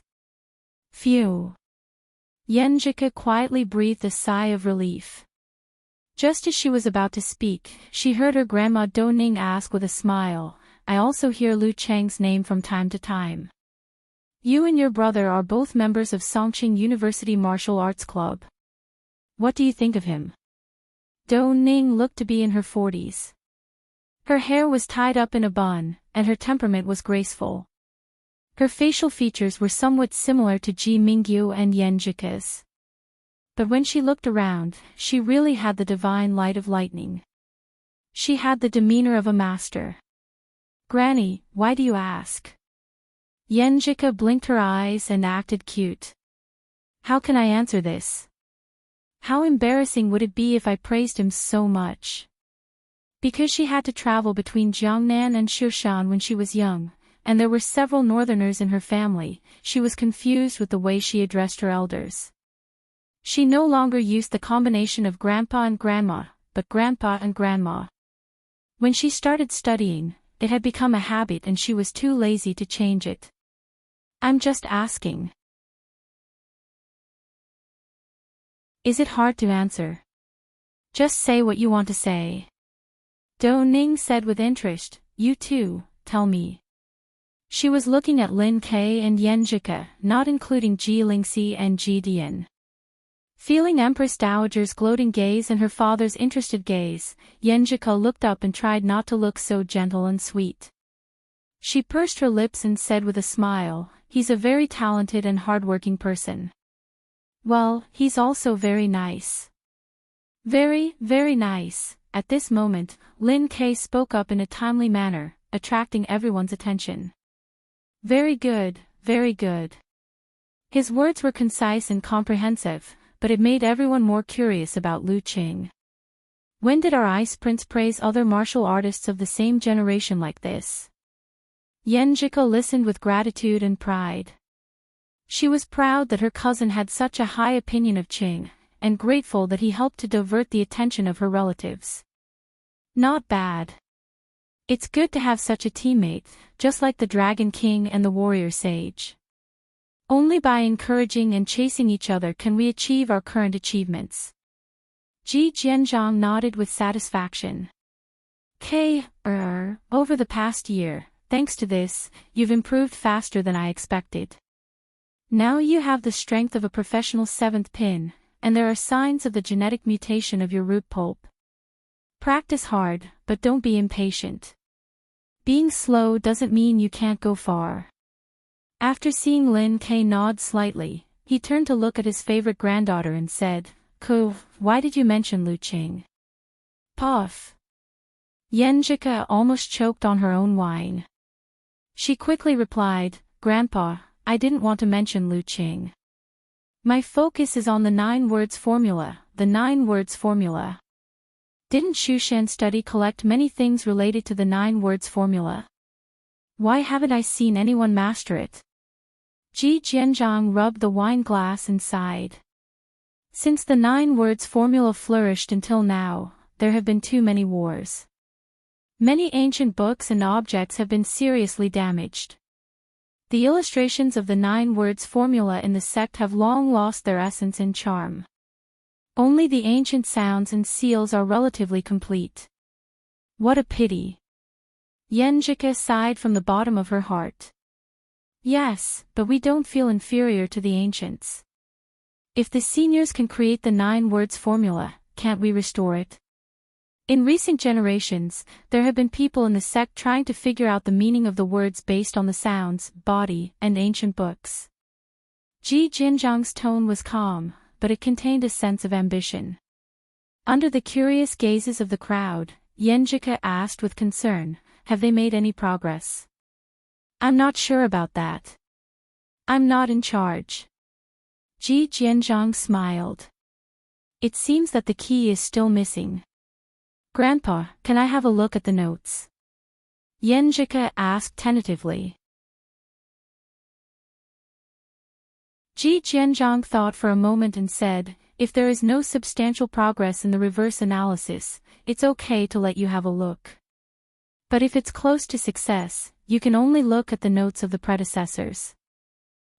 Maybe you'll have a flash of inspiration and come up with something by chance, right? Yes. Yenjika answered happily. If she could show it to herself, it wouldn't be a secret of the sect. It would be fine as long as it wasn't leaked. But if she showed it to Qing, would it be leaked? Maybe Qing really figured out something, and she could make a contribution to the sect. In her excitement, she glanced at her mother, Ji Mingyu, from the corner of her eye. She saw the Empress Dowager's disdainful expression. You're tuning into the Journey of the Soul YouTube channel. Don't forget to subscribe and join us on this journey to catch the most captivating stories.